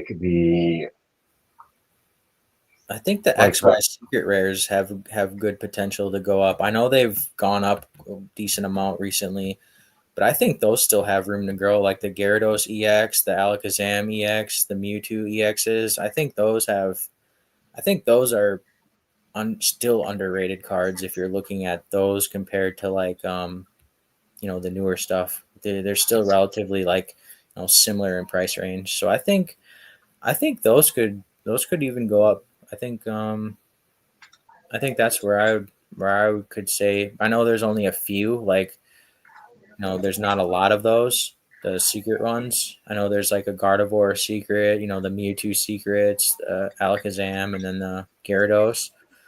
But the print quality on those were terrible, and I think that they could see a little jump. Yeah, I could see that. Like megas are hot, so maybe other cards within those mega sets, like the secret rares or like some of the full arts that aren't megas in those sets. I could definitely see that. Yeah. Well, hey man, it was nice talking to you. Um, I I went longer than I expected, but that's just because we had great conversation, and I appreciate that, and I appreciate everybody in this chat that have been keeping us going. Without the chat, this wouldn't have been a 3 hour long live. So the chat definitely helps. I appreciate you guys asking questions, and I appreciate you guys being here and keeping us engaged. I appreciate your time because obviously it's getting late, and I know know you just got home from vending, and those are long days. So I know you just kind of want to relax and things like that. So I appreciate your time for sure, and it was nice talking to you, man. And I'm glad you came on this, and I think we had great conversation. Same, man. I'm glad to be here. It was a good conversation. A lot better than I thought it was going to be, to be fair. I figured this would be like an hour, to be honest. I didn't think it was going to take this long. But I agree. I think we talked about quite a bit. Pretty good conversation. There's a lot of it I think we could have gone like deeper into if we had more time. But I felt like we did hit like a couple of pretty good spots. Yeah, I'd agree. Um, and then yeah, I mean, I'll see you at Madison, and maybe later down the road I'll hop in here again whenever you do one of these things. Yeah, definitely. I'll definitely invite you back on here for sure. I'll meet you in Madison in these next 2 weeks, and then I'll hit you up again on Instagram or whatever, and we can kind of figure out what days work good for us. I don't know when my next live is gonna be, but you know, next weekend I'll be up north. Be up north, so I won't be live next weekend. Hopefully, I'll have a video though coming out here soon. I still need to edit my Oak Creek video. It's just been a long weeks. So the time I do have on weekends, I like to try to do things outside or just not necessarily edit a video. So it's hard to get time to muster it up, but I need to do that. Hopefully tomorrow at Oshkosh I'll have a little bit of content, and maybe I'll try to get that one out sooner than later. So I'll try to post a video in the meantime before I go live, but hopefully I'll be live again maybe in the next couple weeks or whatever. So and maybe who knows, maybe you'll be on again on my next live if you're open for it, and if not, maybe I'll just go live myself and talk to the void for a little bit. Hey, if I got time, I'm in. All right. Well, I appreciate your night, and I hope you have a good one. And I'll be looking forward to seeing you on the Madison Card Show. And like I said, I appreciate everybody for hanging out here with me. The chat kicked ass tonight. You guys had good questions. You guys kept us engaged, so I appreciate you guys for being here. And Thanks, chat. yeah, and we'll just end it here. So peace out, everybody, and Fat Belly out.